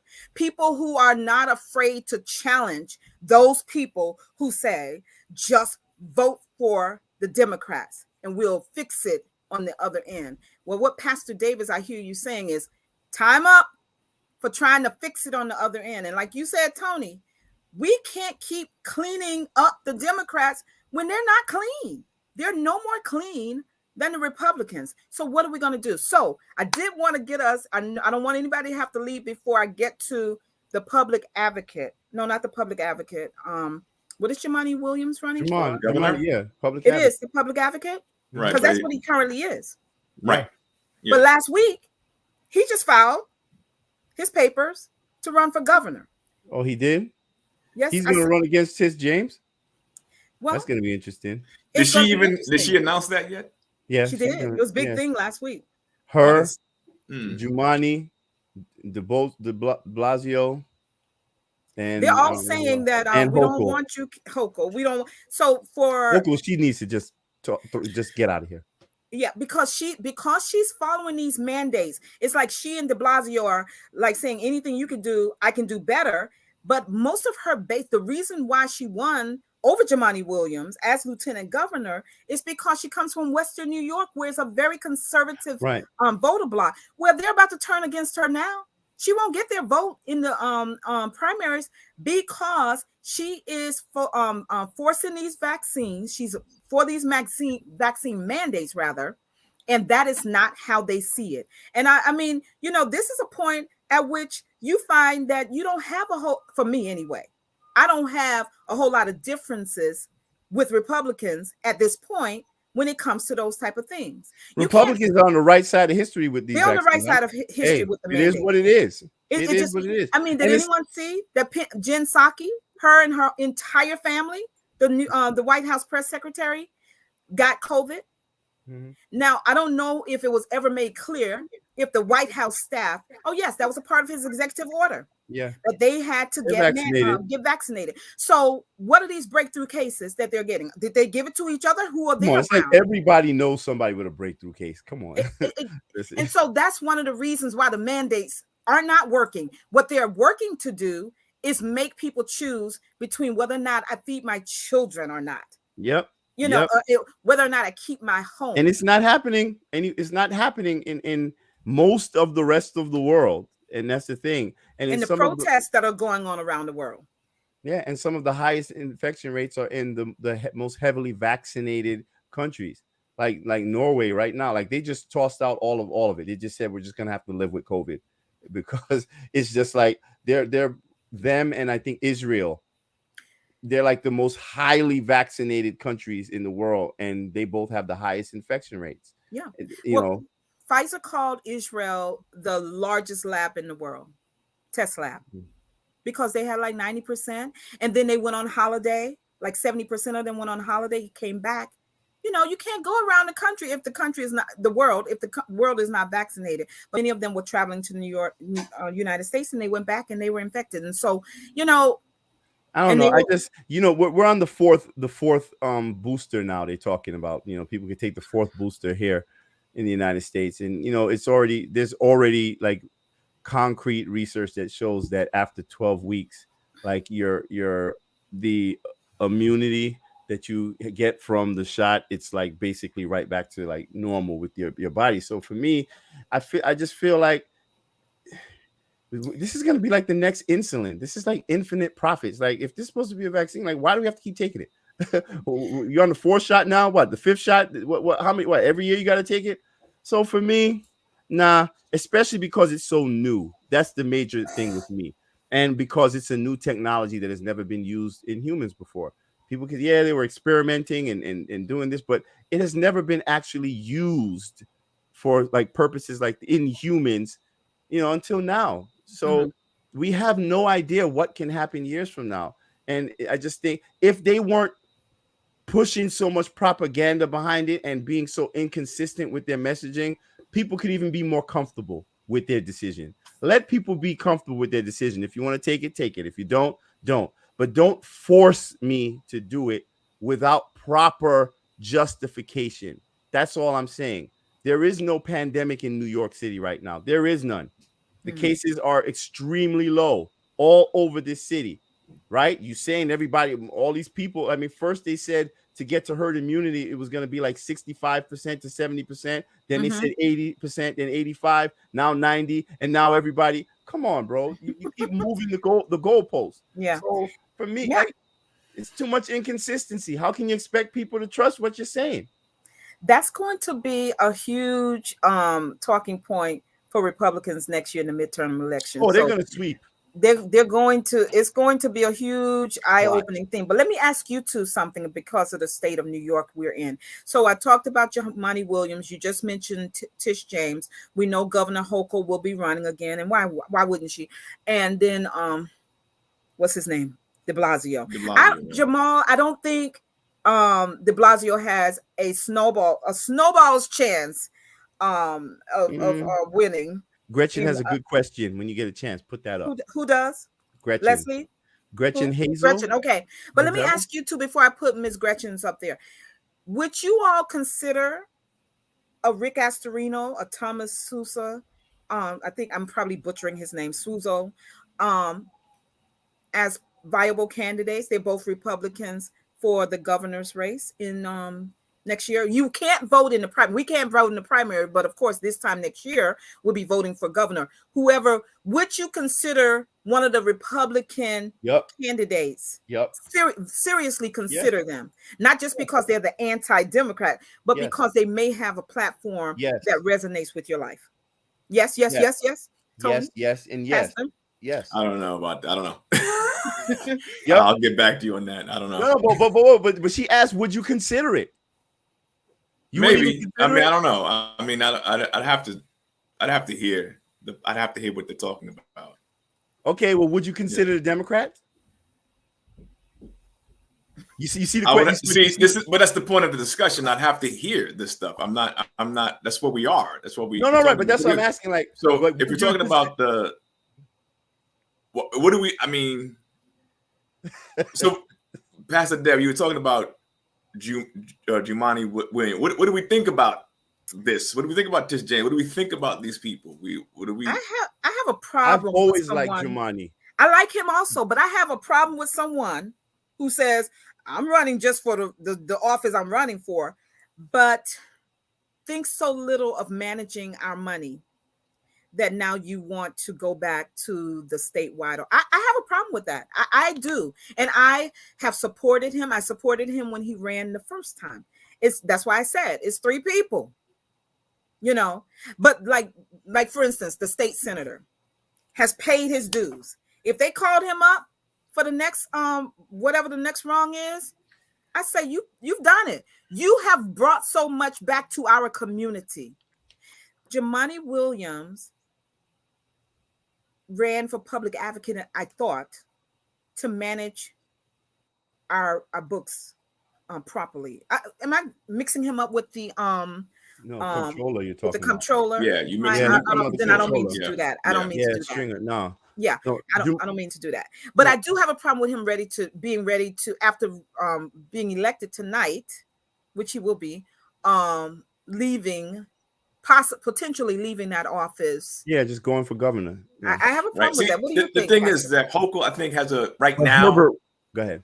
Has an opinion poll of like 44%, and I think Tish James at 28%, and I think he's at 13%. And it's almost like, but that's I think because people don't really know them as much. I know that, right? It's early. I mean, obviously, but I'm saying is that. With him and Tish James, sometimes I wonder, like, are we coordinated? Like, what is going on? And it becomes they're splitting the vote. That's like my point. And right, it's almost like a selfish grab for power. yes. Yeah. Come on, speak, brother. Yeah, That's right. what I'm saying. Yeah, Yeah. yeah. So And that's my only concern. Although Jumanji, I've always liked him. Although I agree with you, Pastor Dev, but the only thing apprehension I have now is just what Tony just said. Like it it feels doesn't make sense. Like doesn't make why? sense. Right. Like why If you're y'all a public y'all know you're advocate gonna hurt and each other. you're Yeah. 2021 now, right? In 2022, you're jumping for that. Yeah. I don't know, but there is the thing of Tony Herbert, who was running for public advocate, which we cannot have. We cannot have that. I So mean, he could have Jumanji, used that to get some more votes, Tony Herbert. He really could have used the fact that, you see, I've been running. I want to be your public advocate, and I'm pledging to be here. He's Yeah. trying to leave as soon as he gets it. He could have used that as a talking point to get some more votes. Thank God he didn't, and I know. because Tony Herbert is dangerous. Yeah, That- he's yeah. in my, well, yeah. I won't disrespect him because I have a friend who watches, who's a really good friend of his. But Mhm. you know, we talk about that. Let me Right. get to Miss Gretchen, and then my good friend And Tish Leslie's. James, bad move, I think, because of the thing that happened with Cuomo. Say that again. I think it's not going to look too good with Tish James because it's going to look like, just like Cuomo said, that she went after him with that, with the whole indictment, because they don't get along because of what previously happened between them. When I don't know, because they have bad blood between them, so they're going to say it was more so like a personal vendetta against him. I mean, that'll be something that I believe she'll be able to overcome. It's going to get her massive support from women in the state. Yeah, but if you very prosecute popular. a dude and then you go to take his job, I mean, there's an I don't easy think it was argument to say you were just trying to move him out the way. I'm I just don't saying. know. I don't politically. think it was a secret that she had the aspirations to become governor. She was probably going to run against him anyway, to try to get some of the black support back that has been given to him over the years. I don't know how many politicians really cared about him, because I understand he was a big bully. I don't know. Yeah, They he was. know, Thought he was But God. let's go back to Miss Gretchen's comment, because I also want to get to Leslie's comment to try to clean up a little bit of something what she said. But Miss Gretchen says, are there any Democratic leaders that have been vocal about people having the right to denounce taking the vaccine? Miss Gretchen, I know how informed you are. I don't know any. If you know any, post their names there. I don't know any, and that's a big problem. And I'm so glad you posed that question. That's a big problem. Thank you for that question. Thank you, Miss Gretchen. Now, what Leslie followed up and said is they have a high infection rate, but what about the death rate? I don't know, Leslie, are you talking about Israel? Because I could answer those the questions. vaccine does not prevent that. And that's what I want to clarify, because when they told you, they being the CDC, told everybody who got the vaccine early on back in April, oh, you don't have to wear your mask anymore, and you can be around anybody, both vaccinated and unvaccinated people, without socially distancing, because you are protected against the virus. I know I'm not the only one who heard that or remember that. Yeah, they said remember that, right? Yes, yeah. So no. Now the new language, and I stay on the CDC's website, because I did a show about a month or two ago telling you how they changed the definition of vaccine. Vaccine, right. So we have to keep up with their little nuance changes. You know what I'm saying? They're lying to us. Can I just say it like that?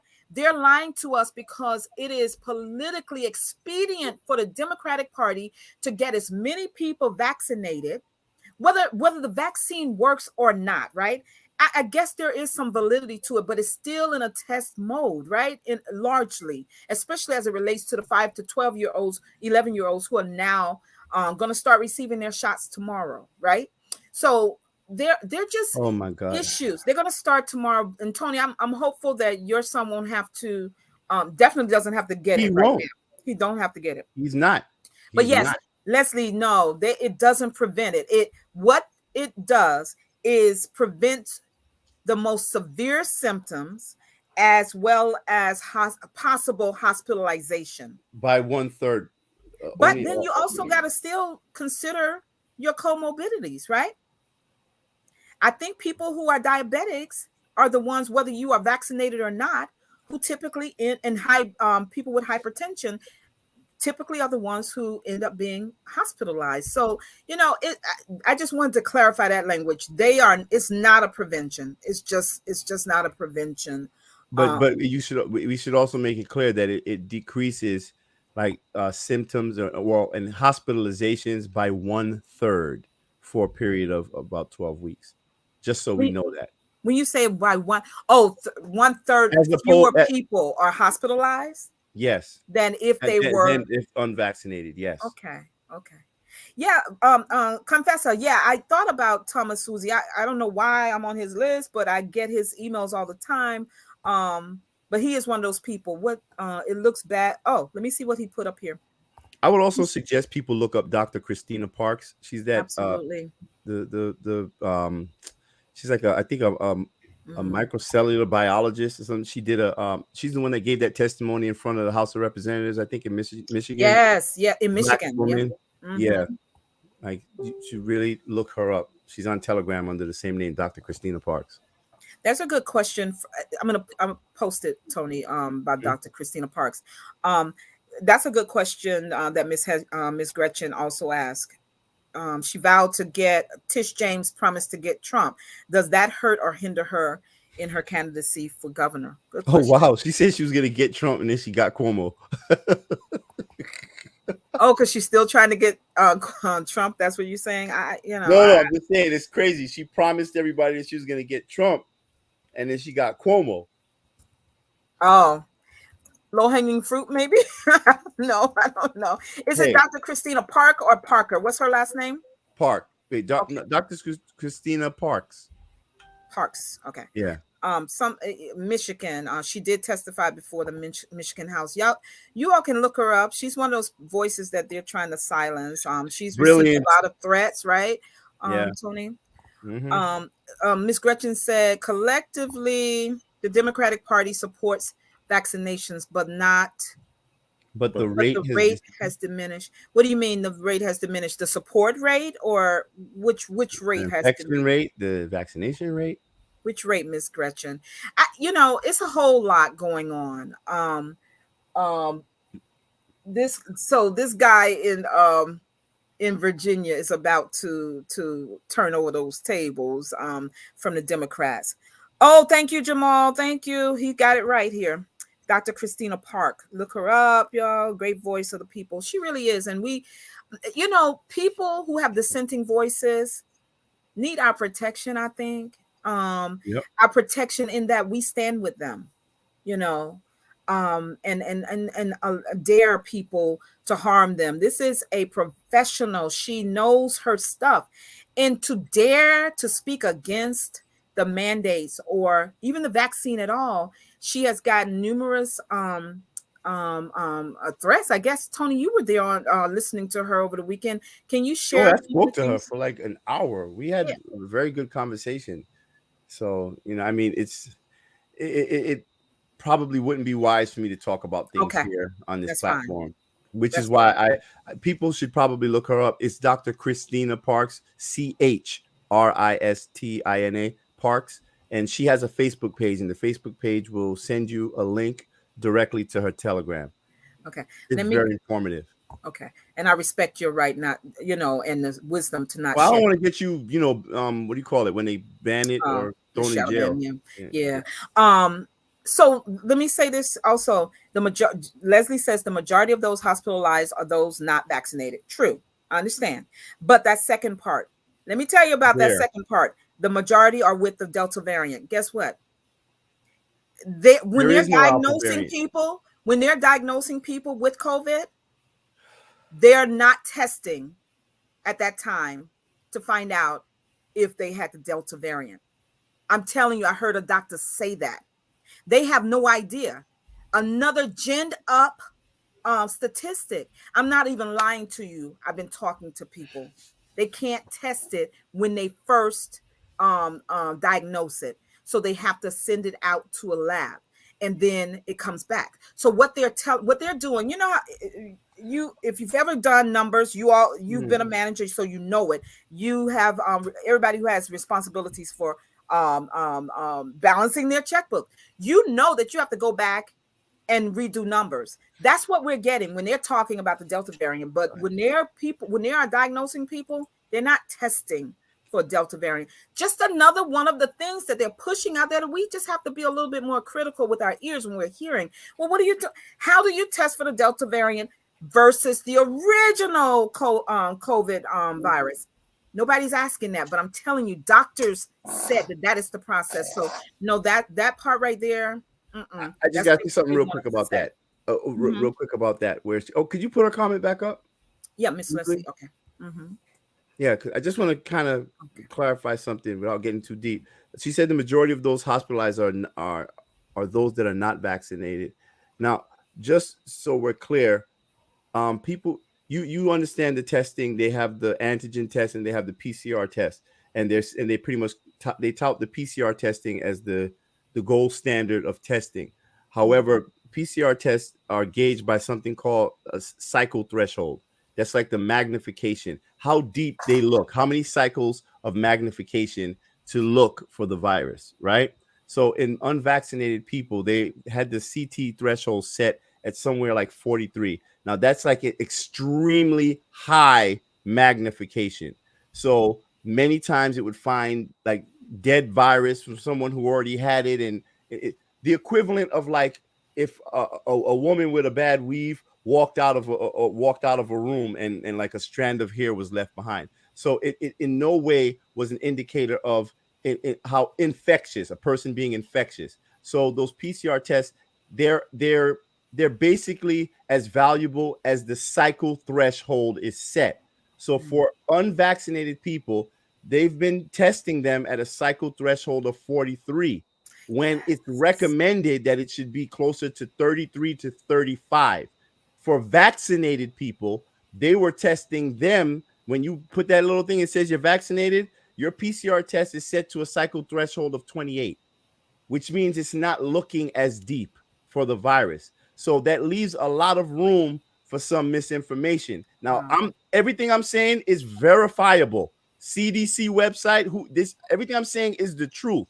So, and there are studies that say that the PCR testing for unvaccinated people, that it's likely that up to 90% of them were false positives. This is why they're going to stop using them after this year. So I just want people to understand that when you say, oh, most of the people were unvaccinated in the hospitals, and then yeah, but the unvaccinated were subjected to a far more intensive testing that often yielded false positives, while the more reliable PCR testing cycle threshold was set for a more realistic result for the vaccinated.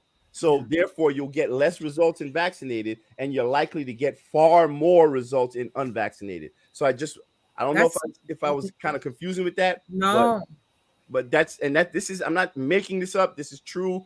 So just look it up. No, you know what, Tony? Thank you. I'm so glad. It's different when you hear it, because you had shared that with us about a month or so ago, I believe. You shared exactly what you just said, and I'm gonna tell you, I couldn't get with the percentages, the levels, the cycle level. But just hearing you just now, because I'd also seen it when you shared it before. Right. Now it makes perfect sense. I'm not surprised. I would not be surprised if there's not some other biases in those testing, those levels also.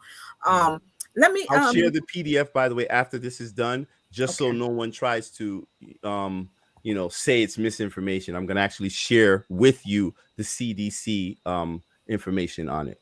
Yeah. Miss Gretchen said that we didn't answer a question. Was that the question about will Tish James, having said she would get Trump, does that hurt or hinder her candidacy for governor? I don't know at this point. And if so, it would be with Republican voters, which she's not. But New York is a Democratic state, though. Yeah. So. But I think because she is the New York State Attorney General, she would be very happy to be able to siphon off some of the traditional Republican voters, and I think she will. She'll do fine with some of them, but that's not her base. I don't really think it's going to affect her. Right. I really don't, because let's remember, New York, we all knew Donald Trump before the nation and the world knew him. We already had our feelings, and I think that's both Democrat and Republican. So she'll do fine in that regard. She's going to do fine. But I will say, I don't think I answered the question that I asked of both Pastor Davis and Tony. I most definitely will consider a Rick Astorino or a Tony Swoozy. And to see what I won't close my eyes to them like in the past when I was such a Democrat or not. I'm not that person anymore. And it's not, let me also be very honest here. It's not that I didn't see what they weren't doing for our communities, right?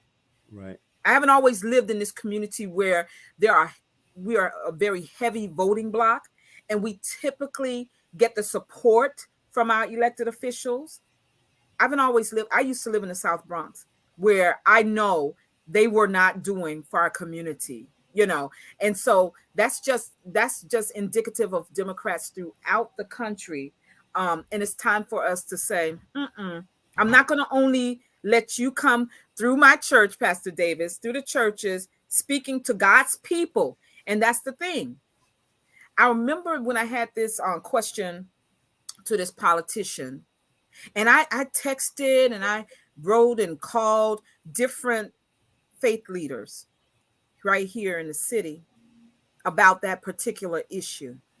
One very prominent one never responded because the church, sadly, has been so complicit in the lack of services that our communities receive. To be sure, pockets are being laced by politicians to some church leaders, or should I say clergy leaders, faith leaders, not just churches. It's not just Christians, y'all. It's throughout. But the community is not feeling the impact of the favor being shown many politicians. And I think time out for that, because the church still has a lot of influence over who is ultimately elected into these offices. And we have to be more prophetic in even presenting people to God's people. They belong to God. They're not our people. And so anytime Pastor Davis or I open our mouths, we have to be conscious of what the word of God says. And so much of what's happening right now with churches and other faiths have nothing to do with the holy documents that we claim to lean on. And I can always call us out because I'm trying to be held accountable by God. And if you see me acting up and against the word of God, you need to call me out too. Put it in the newspaper. I don't care. Well, that's what being prophetic is all about. It is. That's what being prophetic is all about. Yeah. So. Yep. So my friend Jeff, hey, Jeff, he says that Phil Murphy is going to win by 8 to 10 points. At least he's honest. Don't come to New Jersey if you don't like taxes. He is honest. Youngkin, and I know you're down there near that. Sometimes you're down there in that area. Youngkin is dangerous, but you know what? Let them wake up. Let them wake up and realize that no longer should they just throw their votes at really substandard Democratic candidates. It's just, if he wins, they need to wake up. They need to mobilize. They need to do something different. Perhaps it's time for them to start thinking about that a viable third party, because it may be rough for Virginia for 4 years because the Democrats chose to be a gatekeeper and run a really bad candidate. He was problematic from before now. And this is the best that they could do. I don't know. He also said that James didn't keep her promise in indicting Trump. Sorry. And that's fine. I know what he said, and that it could hurt with the progressive base. But you know what? I think the progressive base of the Democratic Party, it consistently gets betrayed and overlooked. So I don't even know how much it will matter, because I mean, we saw what happened with Bernie Sanders. We see what happens whenever you have like progressive candidates and policies. The Democratic establishment is just very powerful. The DNC, when they decide that they want something to go a certain way, they're going to pull out all the stops, even having Obama himself come out and tell people what to do. So I don't know. I just feel like the Democratic Party is like a dead end street, in my opinion. You know, we've tried so hard to navigate through the Democratic Party to try to fix what's wrong with the Democratic Party. And every time we try to do it, we end up kind of falling flat on our face. At least Black people do, you know, because I'm not going to, you know, I mean, I can't say that certain things, certain policies have not passed, you know, but I just think that most of the policies that get passed, they don't do anything to help specific communities like ours. So I just think, I feel like Black people are on their own island when it comes to the Democratic Party. I think they use us, you know, we're a valuable asset, you know, kind of like property, you know, and then when they're done with us, they kick us out the car, they toss us out. So, you know, Biden can't run for re-election. I don't even think he's going to make it throughout this entire term as president. The man is falling asleep at every damn meeting. Come on, the man. I think they caught him over on this G20 tour, right? Sleeping. But Jeff asks a great question, and I think this is the time to start looking, because I know Vice President Harris is going to run. Who? Well, she's going to by default become president, and then she's going to run again. But, you know, she went out there to help McAuliffe too, and they said she failed to move the crowd, and I don't know what's going on. I don't feel like as a vice president, she is being used in a proper way by the president. In other words, he's not practicing what he learned. President Obama made him a very integral part of his administration's leadership. I don't see that with her. And right now, she's actually not doing a great job with the big job she's been given by this president, the immigration piece at the border. So, you know, they made a total, and I say they because he's the president, but she was in charge of the whole immigration border issue. They made a huge, embarrassing debacle of the Haitian migrants. They did, and they continue to. I don't even know what she's saying about the large group that's on the way from Honduras and Mexico. I have no idea. And so she's not going to have a track record other than the failures of the current administration unless she actually does what he has assigned her to do effectively. And I think she needs more help than that. I don't know. Let me see. Biden, what did he say here? Biden pooped in himself. Okay, confessor. I hear you. Yeah, you know, so we're all agreeing, right, Jeff? We're all agreeing that Vice President Harris is probably not going to not be primary. She's going to be primary. But this is the time that we start in our new movement to look for someone to replace both of them. Okay. You know, well, I mean, they really were just to get rid of Trump, right? If we're going to be real honest, weren't they really chosen to just make sure Trump didn't win? But some people actually had real faith in them, right? And still do. Do either of you still have a lot of hope? And as Sarah Palin said, how's that hopey? What's she saying? That's why we are. That's why I'm in the place I'm in, and that's why we are where we are. Where that hope is fading, and it's fading fast. It's unfortunate, and I think this is why the sitting out, reimagining the stuff that we're talking about for the first time. A lot of people are in this space, and I think we need to do something about it. Yeah. I like that. Okay, that's good. Look, and Leslie's point, Leslie is the president of the NAACP up here in Clark City. But has anybody been following what's going on at Howard University with the students and how the administration is treating them? Has anyone been following that story? Yeah, I saw it. Yeah. Okay, it's horrible. About it, yeah. It's really horrible. I have a cousin who's there, and the housing issue was a problem, and someone else I know whose child was having a problem with the housing before the brown water and the mold and all of that stuff. So anyway, who's the most famous alum of Howard University? Kamala Harris. Yeah, the vice president. Yeah. Who did they send to represent government? Because Howard is a charter of the government, the federal government. So here's how the Democratic machine, the mainstream media, tried to play the fact that they sent Cori Bush, wonderful, wonderful, Ayanna Pressley, wonderful.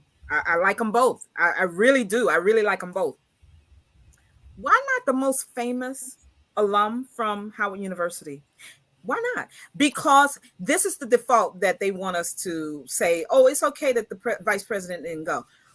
Because it's a charter of the Congress, of the legislature. So therefore, we're sending legislators to try to be the arbitrators between the students and the administration. No, the vice president, that could have given her huge, huge kudos from those parents and from the Black community. But then again, I don't hear anybody talking about no Chucks and pearls. I wore pearls anyway.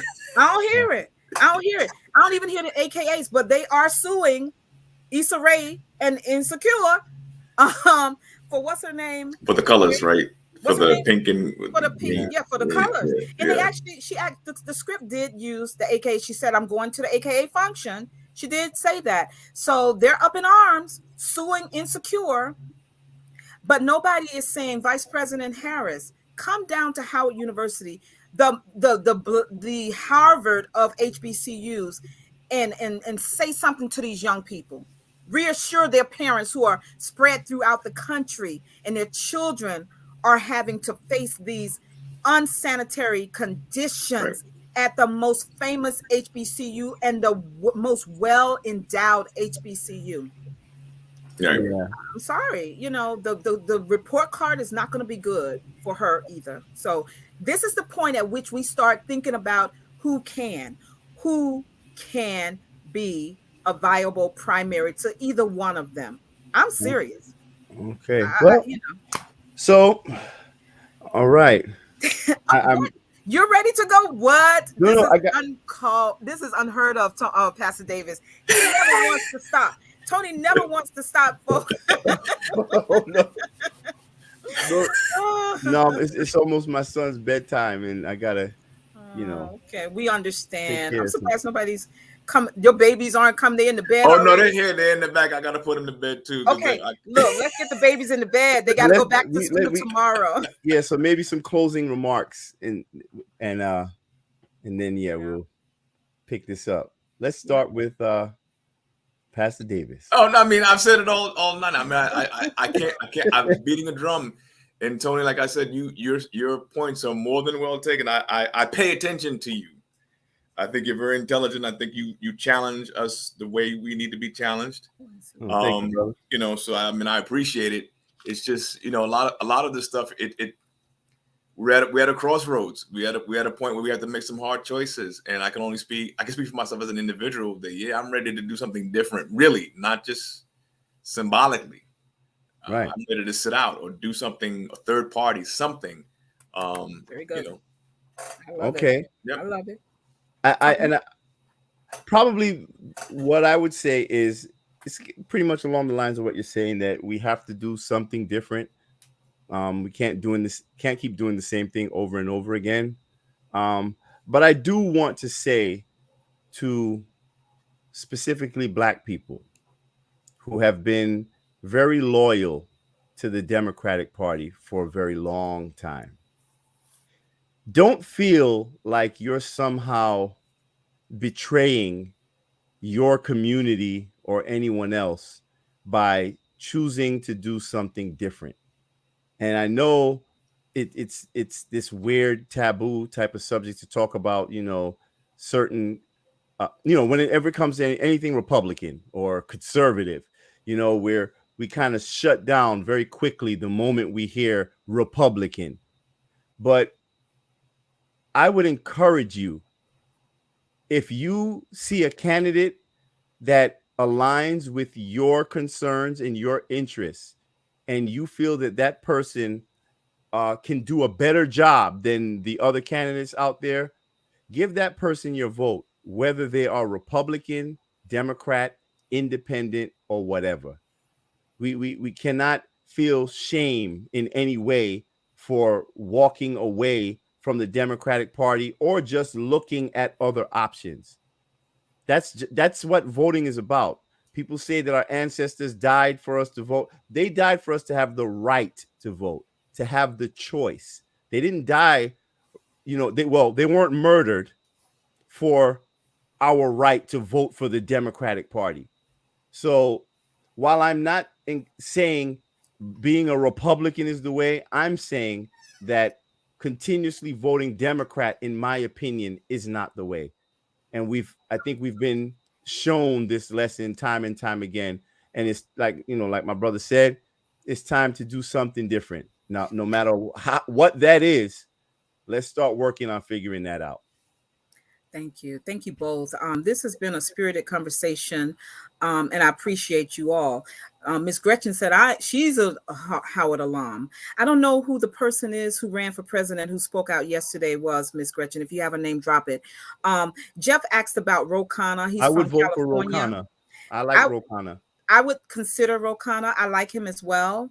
I think this nation is still, and this is not just limited to white people, to be honest with you, it's still a little too racist to welcome the first Indian American as president. That's just the truth. But I love listening to him. His policy ideas are good. Now, a report card would need to be done on him too. Let me just be very honest. I would love if all of these major races had a very viable Black candidate. The problem is, and the reason I had this pinned is because this is true. You won't even get the Black leadership to support a viable, who the people believe might be a viable Black candidate. And that's a problem. And so I do believe, like you said, Pastor Davis, it is time to start sitting out.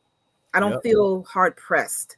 I don't feel hard pressed. And quite frankly, I think that we have first line of responsibility for our communities, although we pay taxes and we deserve the money that comes from Washington for our communities to build our communities up.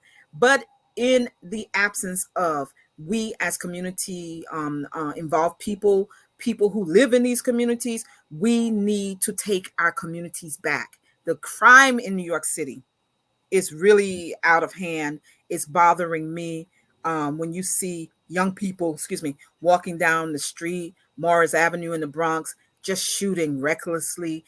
There are problems here, and we have to take our streets back and our cities back and stop calling the cops for everything. We have to stop. Last thing, I know this person said this is a primary example of Black leadership failing us. I think we need to also look, and my friend Dr. Cleo Monago really had me think about this.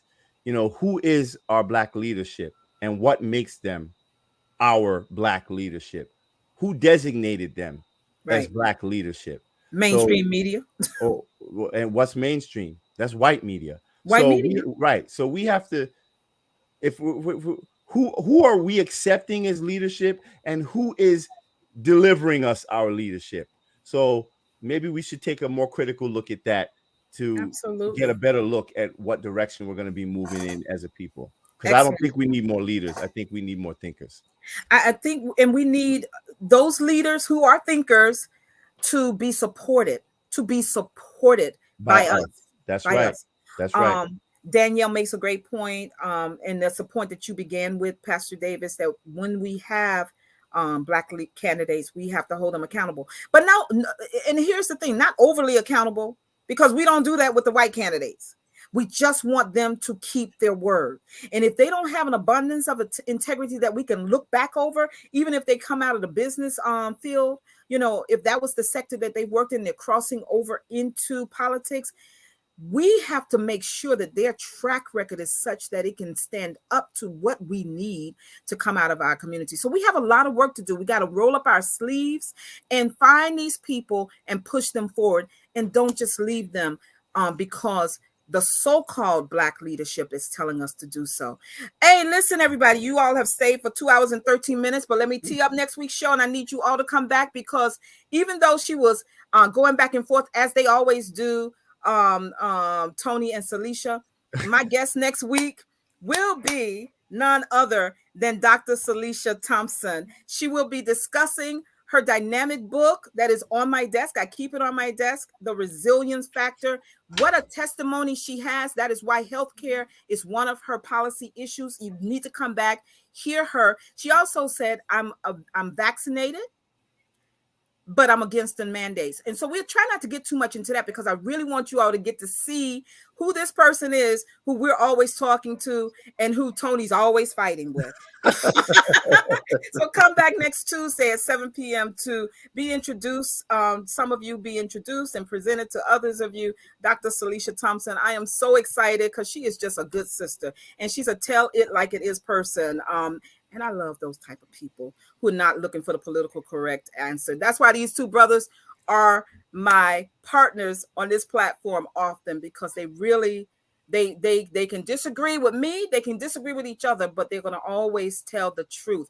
And there's going to be some deep critical thought processes going in there. And I love it, because we can move from where we were yesterday to where we should be today. So God bless you all, guys. I'll see you for just a minute. I know y'all got to go, but in the back, in the green room, let's do the work to build a nation for us, and stop being afraid of saying we need the nation build. That's right. Gil Scott Heron, he told us, and he just got inducted into the Rock and Roll Hall of Fame. He tried to tell us. Gosh, come on. Good night, everybody.